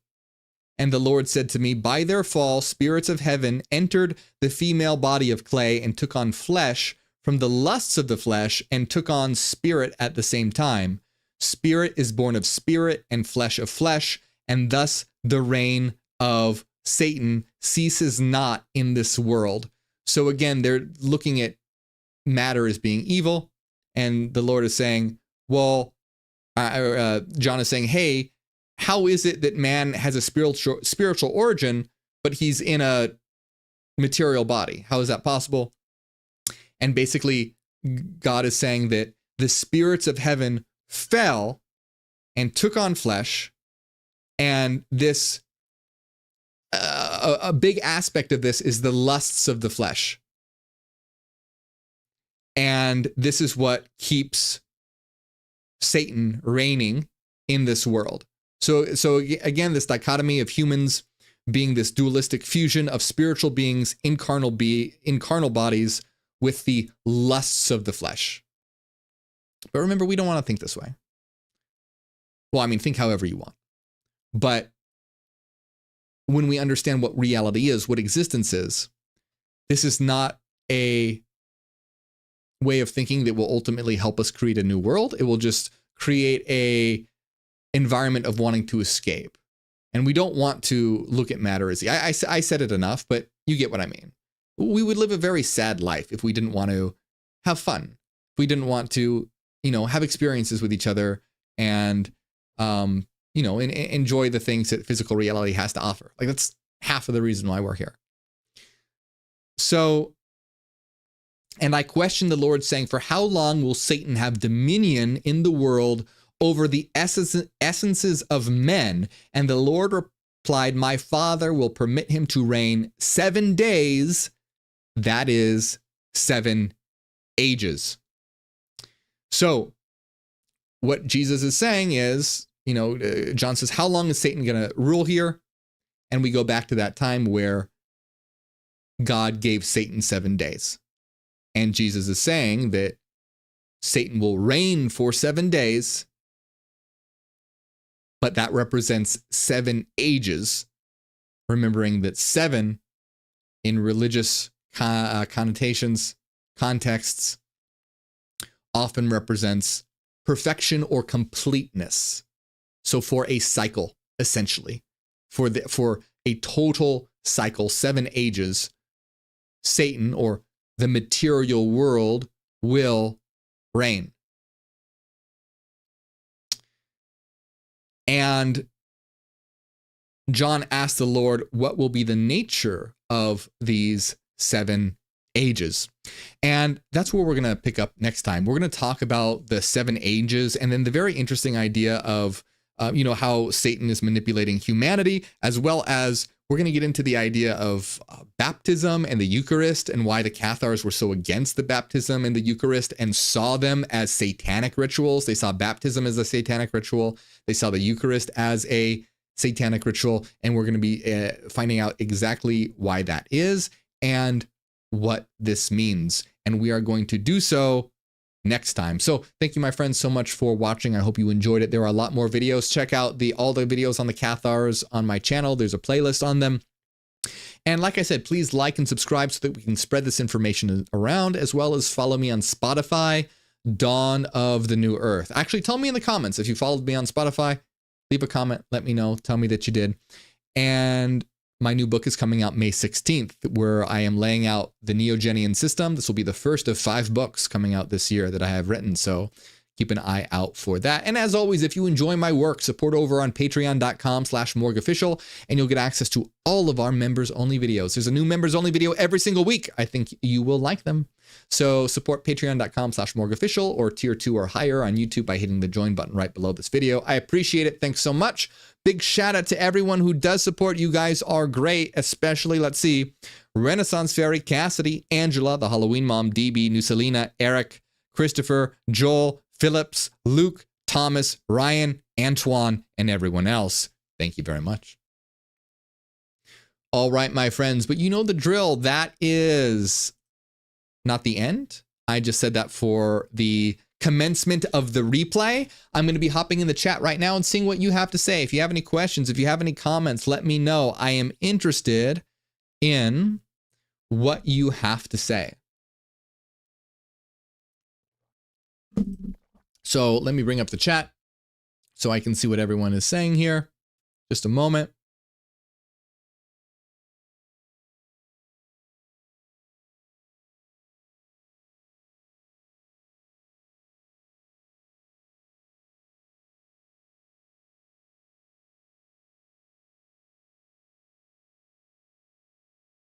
Where's the chat? All right, there it is.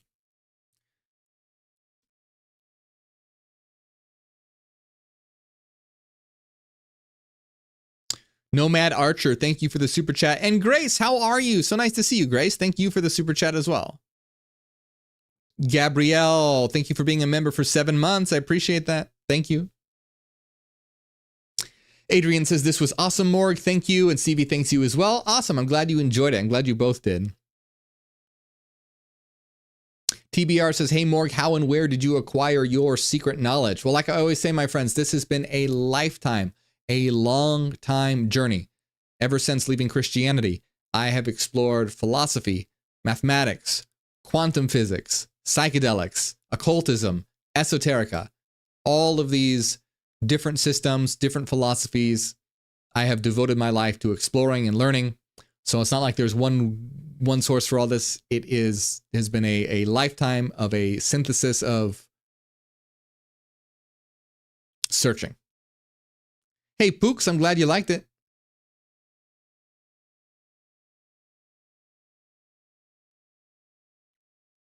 So Logan says, Morg, I would love to know what are your thoughts on the first steps we need to take to enter into this new consciousness. I've used magic, rituals, and a sigil work for the purposes and wonder your thoughts. Well, that's a great question. So your question is, what is the first steps to enter into this new consciousness? And that is such a good question that is the entire topic of my first book. So my first book is called Neogenesis, Dawn of the New Mind.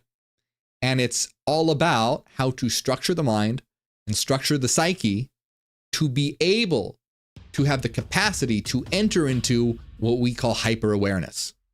So great question, my friend. I don't have the time to go into it because it's a very long and involved process, but it essentially involves rooting out all systems of thought, all systems of thought, all reality tunnels that are preventing you from reaching a new consciousness. So that's the first step, is to tear down all the barriers from achieving it.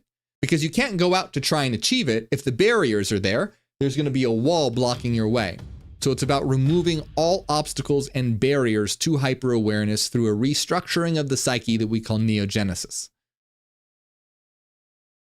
Laura, I'm glad you liked this stream.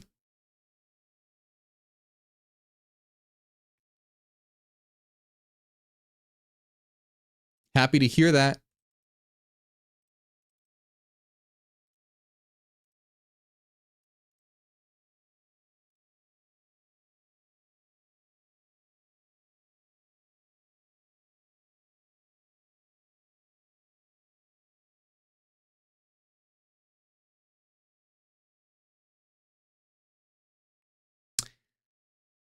Says this was up there with your perspective on simulation theory, and also the Cathar info is super awesome. Cheers. I'm glad you liked it. And that, I think you're talking about when we were discussing quantum mechanics, which is great. I hope that you guys enjoyed that, and hopefully we'll do more video. If you guys like that kind of stuff, we'll do more videos on it. I really enjoy talking about quantum mechanics and the nature of reality. So if that is something that you guys enjoy, then I would be happy to do more videos on those topics, because like I said, those are things that I enjoy discussing.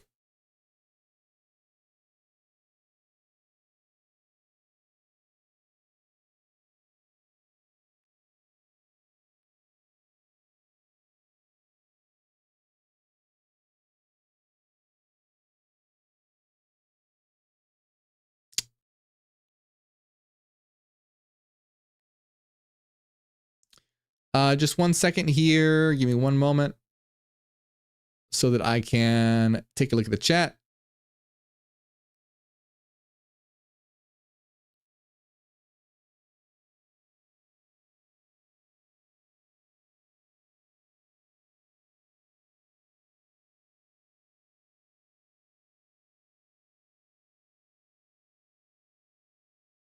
All right. Ren Ferry, thank you so much for gifting 5 memberships. I appreciate that. Let me put your name up on the board. Let me bring this back out. Make sure that it's in a place where you all can actually see it. That would be helpful, wouldn't it?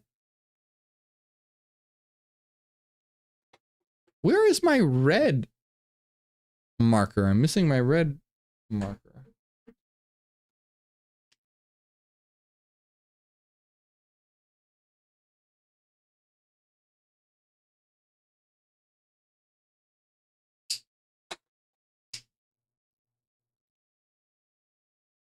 Thank you so much, Renaissance Fairy, for gifting 5 memberships. I appreciate that. So let me take a look at these questions. Put your questions in the comments. Let me know what you're thinking, and I will be answering those. Let's see here. Hey, David. First of all, thank you so much for that huge super chat. Big super chat coming in from El Bebe David. Let's do... You know what? Let's do all the emojis in the chat for David. I haven't seen you in forever, my friend. How are you doing? Let me actually read your comment here. So nice to see you. Let's see. Where is David's comment? Hey, Marty and Leia and Trudy. Nice to see you. And Malika, good to see you. Good to see you. Let's see. David says, it's been a while, my beloved friend and Morg. I'm trying to catch up with you all and your video work so far. Hopefully I can catch the live stream Thursday if not too busy. Love you all. That's so great. I haven't seen you in a while, my friend, and I'm glad that you were able to join. It's really nice to see you. I hope that you can be here. We have all the emojis going in the chat for you as well. I hope you can be here Thursday as well. I'm glad you were able to join tonight. Were you able to catch some of the topic, or did you just come in right now? Anyway, really nice to see you. Hope you're doing well. It's great that you were able to come in. Appreciate it. And thank you, of course, for the super chat as well. That means a lot.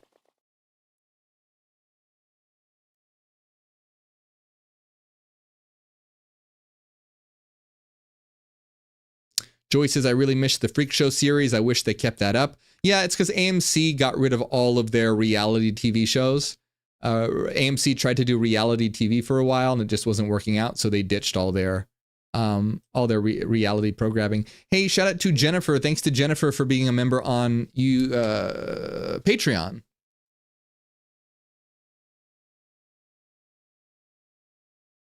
So I appreciate that. Thank you, Jennifer.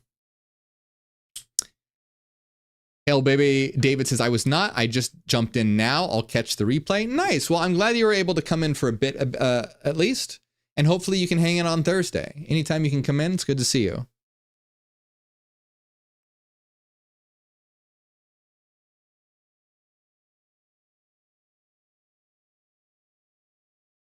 Michelle says, wow, Morg's hair grew really fast. I know, didn't it?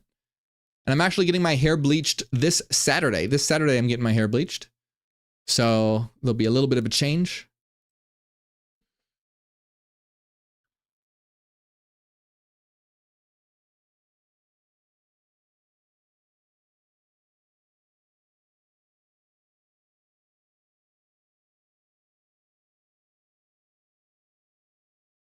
Yeah, that's right, Dave, the Neogenian Mr. Beast. I forgot about that. That's right, I forgot about that. That is correct. Eden says, I've been following you on YouTube forever. Well, thank you. I appreciate that, Eden.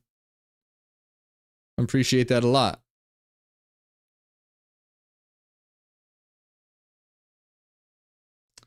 Ben 10 Go Hard Hyperfit. Thank you so much for that super chat, my friend. I appreciate it. It says, hey, Morg, amazing and highly informative live.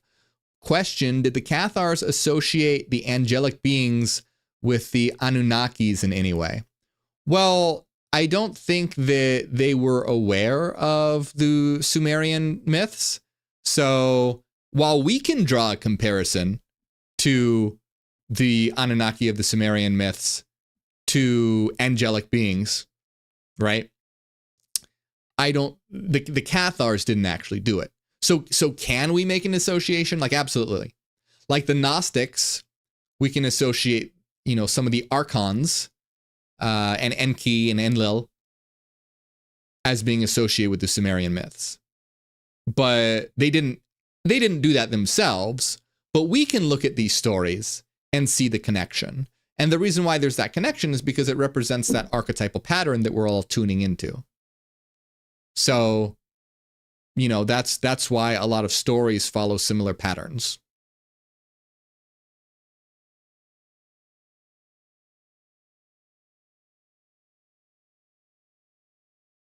Tempest says, I've learned so much from you. Thank you.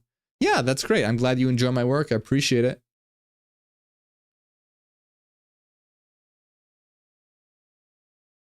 Kevin Hall says, don't forget to hit the like button. I agree. Don't forget. That's important.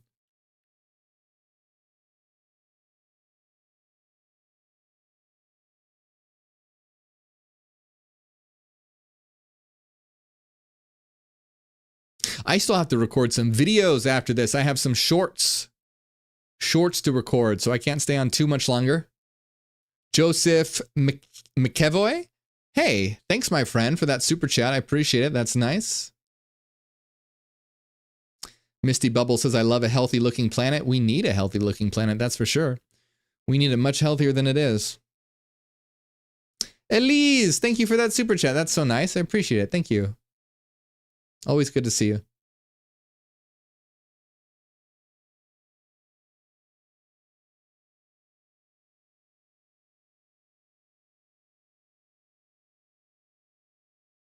Is it possible to write every word in the English language? I would imagine so. I don't think that's really has anything to do with what we talk about on my channel, but probably. I don't know. I don't see why not.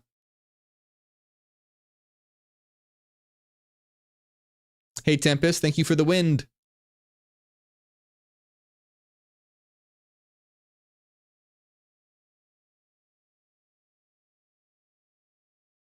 How do I go about becoming a Neo-Genian scientist? Well, the first step would be to study meta-rationalism. Now, how do you study meta-rationalism? You can't. Well, not yet, because the book on meta-rationalism will be coming out soon. But that's not this book. The first book that is coming out is Neogenesis. So like I said, this year is all about laying out the new beginning. It's all about laying out the Neo-Genian system. So like I said, I have 5 books coming out, each one outlining a different fundamental aspect of the Neo-Genian system. One of those will be on meta-rationalism, and that would be the first step to becoming what you call a Neo-Genian scientist, understanding meta-rationalism, that is, understanding metaphysics rationally.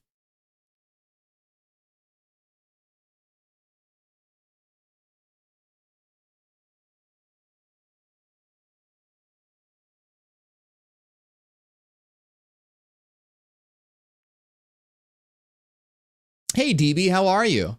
I'm glad you liked the video tonight. Jimmy says, do a video about Neo-Genian principles. I most likely will once my books start releasing. It's on my to-do list. Like, honestly, the only reason why I'm not doing stuff like that is just time constraints. I have to make sure that I can have some time to breathe a little bit, because I just, for a while there, for a few months, I was just waking up, working all day, going to sleep, waking up, working, going to sleep, waking up, working, and I accomplished what I needed to accomplish, but that's not a healthy way to live. So I need to have a little time to breathe. And I'm, like I said, like after this, I'm still going to film. I'm going to film more videos. I have videos to edit, etc., to be edited. And so a lot of this piles up. But eventually, yes, I do want to create videos on Neo-Genian principles. Absolutely.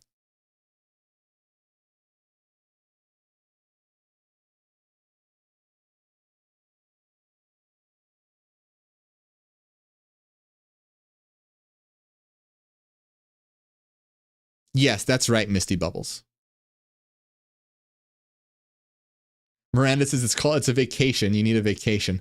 Yes, I do need a vacation badly.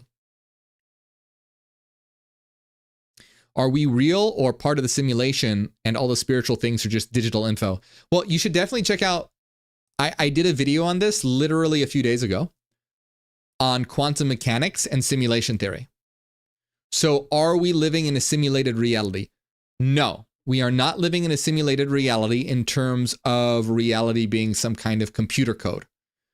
You can think of reality as kind of like being a simulation because it's based on mathematics. This is a mathematical reality. That's why reality seems code-like, but it's not actually. It's not like we're on the hard drive of some alien somewhere. It's that reality is fundamentally mathematical and hence follows structured laws. And that's why it seems like it's based on a code, because we're familiar with computer code behaving that way.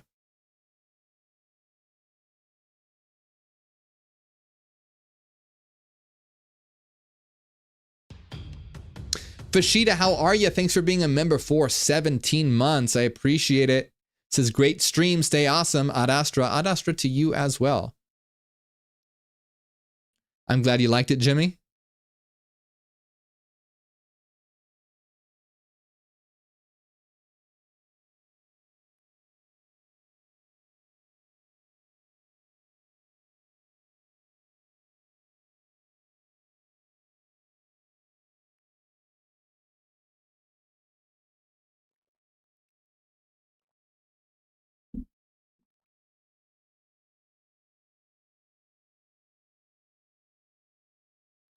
Go on a vacation, visit the Hobbit house. Are you talking, what Hobbit house? Are you talking about in New Zealand or what Hobbit house? That sounds familiar though. Where is that?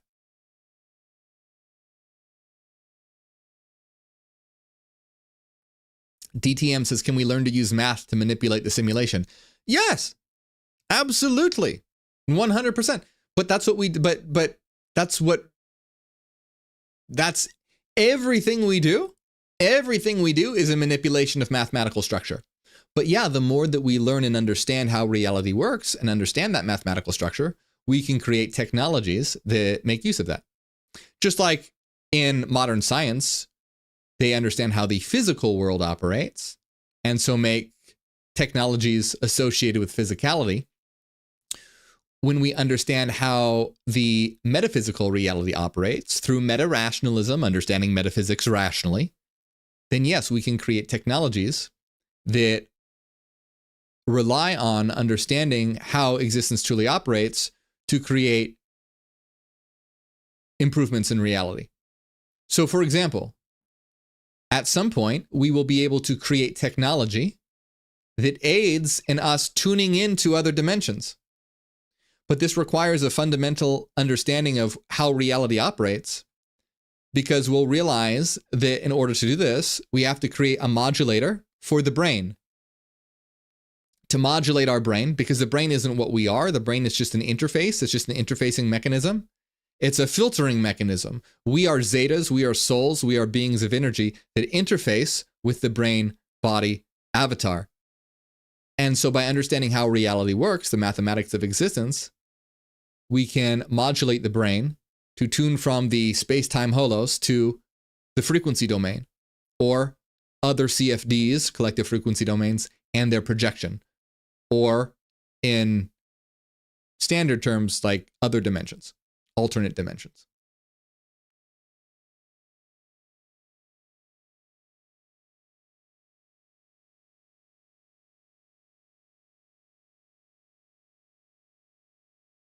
The Hobbit house is in New Zealand. Nice.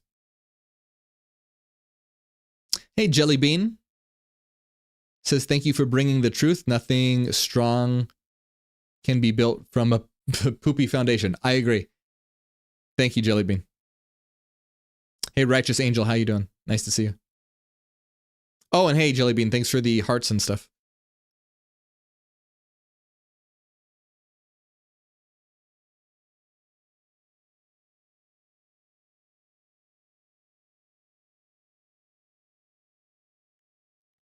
Lisa Weber, how are you? Nice to see you, Lisa. So good to see you, and thank you for that big super chat. That means a lot. I appreciate that. Thank you.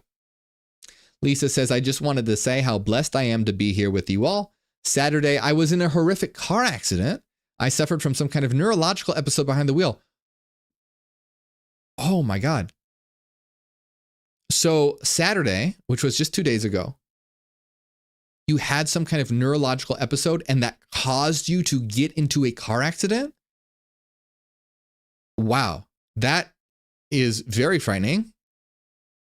Are you okay? I mean, obviously you are alive and you are here, which is great.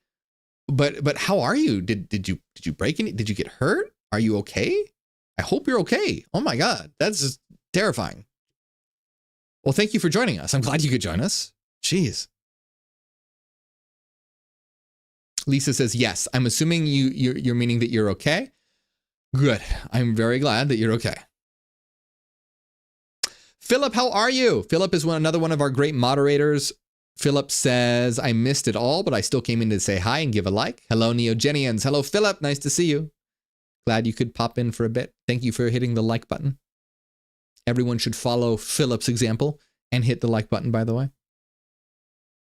Lisa says it was very scary. The doctor did all kinds of tests and they couldn't find an answer to what happened. So they don't know. Wait, so they don't know why you had that neurological episode? What happened? Did you just black out? Or did you have a seizure? Or if you're not comfortable talking about it, don't talk about it. I'm sure it was very traumatic and probably highly personal. So don't talk about anything you're not comfortable talking about. But wow, that's intense and frightening and scary that the doctors don't. They're like, oh, I don't know. Wow. Well, I hope that you are able to. I'm assuming you have some kind of follow up with maybe there are specialists you can see or something. I don't know.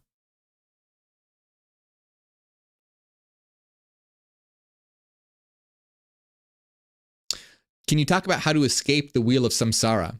So there is no way to escape. The only thing that we can do is transform. So it's not about escaping the material world. It's about transcending through transformation. So think about it like this. A lot of people are trying to escape the material world. They're trying to escape. That would be kind of like being in kindergarten and wanting to take a PhD level class. To get to the PhD level class, you have to go through first grade, second grade, third grade, fourth grade. You have to go to high school. You have to go to college. You have to go through all these grades to be able to reach the highest level. You can't just skip. So we are here to learn, grow, and transform together, individually and as a collective, and the earth. So our goal, in order to transcend the material domain, is to essentially conquer it, realize it is us, and take steps to create a new world.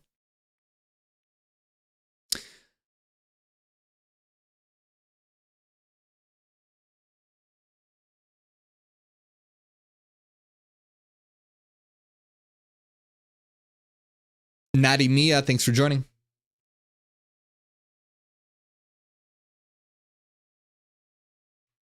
What about the skincare routine? You mean, what, you want to know my skincare routine?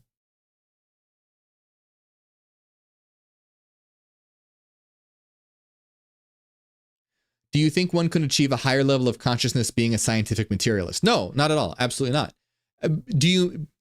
Okay. You're saying, can a scientific materialist achieve a higher consciousness? Are you asking if a scientific materialist would achieve a higher state of consciousness, they would no longer be a scientific materialist? Because the higher consciousness entails understanding that we exist in an interconnected metaphysical reality. So someone who is a scientific materialist has the potential to become a Neogenian or someone who achieves all awareness or hyper awareness. They have the potential, but if they do, they will no longer be a scientific materialist. So you cannot be a scientific materialist and have higher consciousness.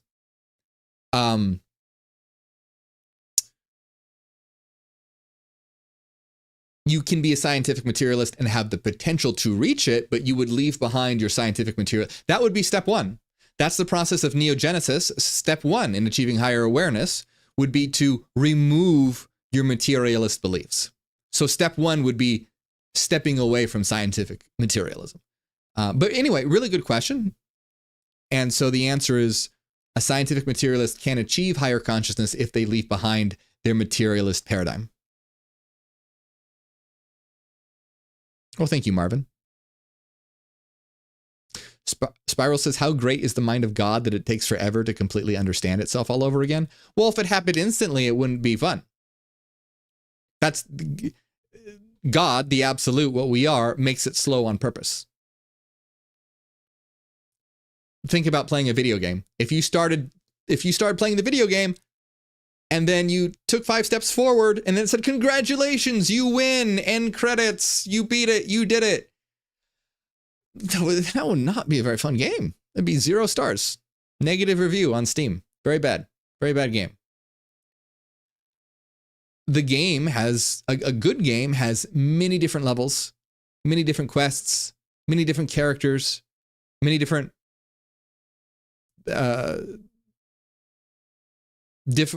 challenges. So same thing with the game of life. If the game of life if the mind of God just immediately understood itself, it wouldn't be fun, wouldn't be interesting, wouldn't be enjoyable. God is, the absolute is deliberately throwing it into a state where it's exploring all of its various transformations. All of its various transformations. I need more props. What other props can I have? Because I use this all the time. I have a Rubik's Cube. And I think it would just be a positive experience and also funny if I just had like a bunch of different props for all these different topics. What else is a good example other than a Rubik's Cube? If you guys have good ideas, let me know. I like puzzles, but puzzles are messy. I can't really have a puzzle anywhere.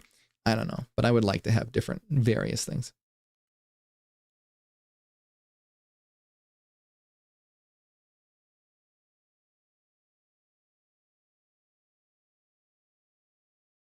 I'm glad you found the example helpful. Oh, Lisa says it might be a migraine. Yeah, that might be. Albert Pike says, does fluoride affect our brain? Does it decay the pineal gland? So I actually did a whole video on the pineal gland. You can check that out on my channel if you want to know more. Does fluoride affect the pineal gland? It has been found that I believe that fluoride does have an effect on the pineal gland in terms of a buildup, but it is not known there. But there is no evidence that this has any kind of negative effect. So long story short, we don't really know. So fluoride does affect the pineal gland, but we are not really sure if it affects it in a negative way or not. It might, but it also might not. We don't have enough research to say one way or another. So maybe it does, maybe it doesn't. We don't really know, but fluoride does have some kind of effect on the pineal gland. So it's possible that it could have a negative effect, but it's important to remember we don't know for sure. That's speculation.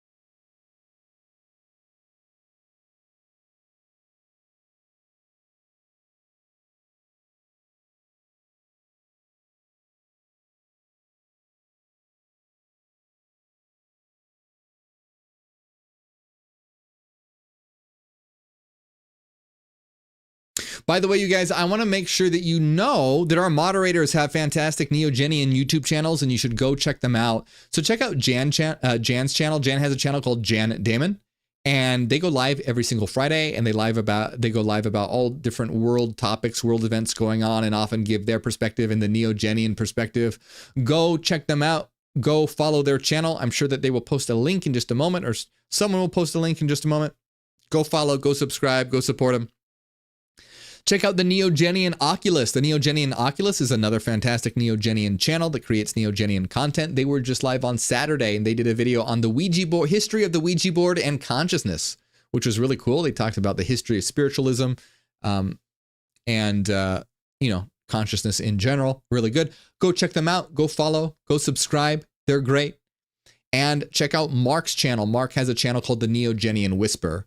Mark has a fantastic speaking voice and creates Neogenian or philosophical in general ASMR content. So go follow Mark's channel as well. Go subscribe, go support all of these fine Neogenians. They're awesome people, amazing souls, amazing Zetas. Go subscribe, like, support. Hopefully I'm not freezing. I shouldn't be. Everything should be fine. But yeah, all right, my friends. So my next live stream will be on Thursday. This Thursday, we're having a public live stream and a members only live stream. And then on Monday, we are having another live stream, which will be continuing the Secret Supper. So this Thursday, another live stream, a different topic. Then on Monday, we are continuing what we read today, the Secret Supper. We will be continuing that. And it's a short book, so it might be the last one. I don't know. There's actually maybe one or two more on the Secret Supper. We'll see. All right, my friends. Thank you all so much for joining me here tonight. I appreciate it. Sandra, thank you for the super chat. I appreciate that, Sandra. Your first super chat ever says, how can I learn about Neogenian? Yeah, great question. So I'm laying out all of the elements of the Neogenian system this year. I'm releasing 5 books. That's a lot. I've been working on this project for years. So the first book comes out May 16th. And that is where to start learning the Neogenian system. In the future, I'll create videos about the Neogenian system and what the Neogenian is. But until then, my new book comes out in like 2 weeks, May 16th. You can pre-order it right now if you want. It's on Amazon.com. It's called Neogenesis, Dawn of the New Mind. That is where to begin. First book of 5.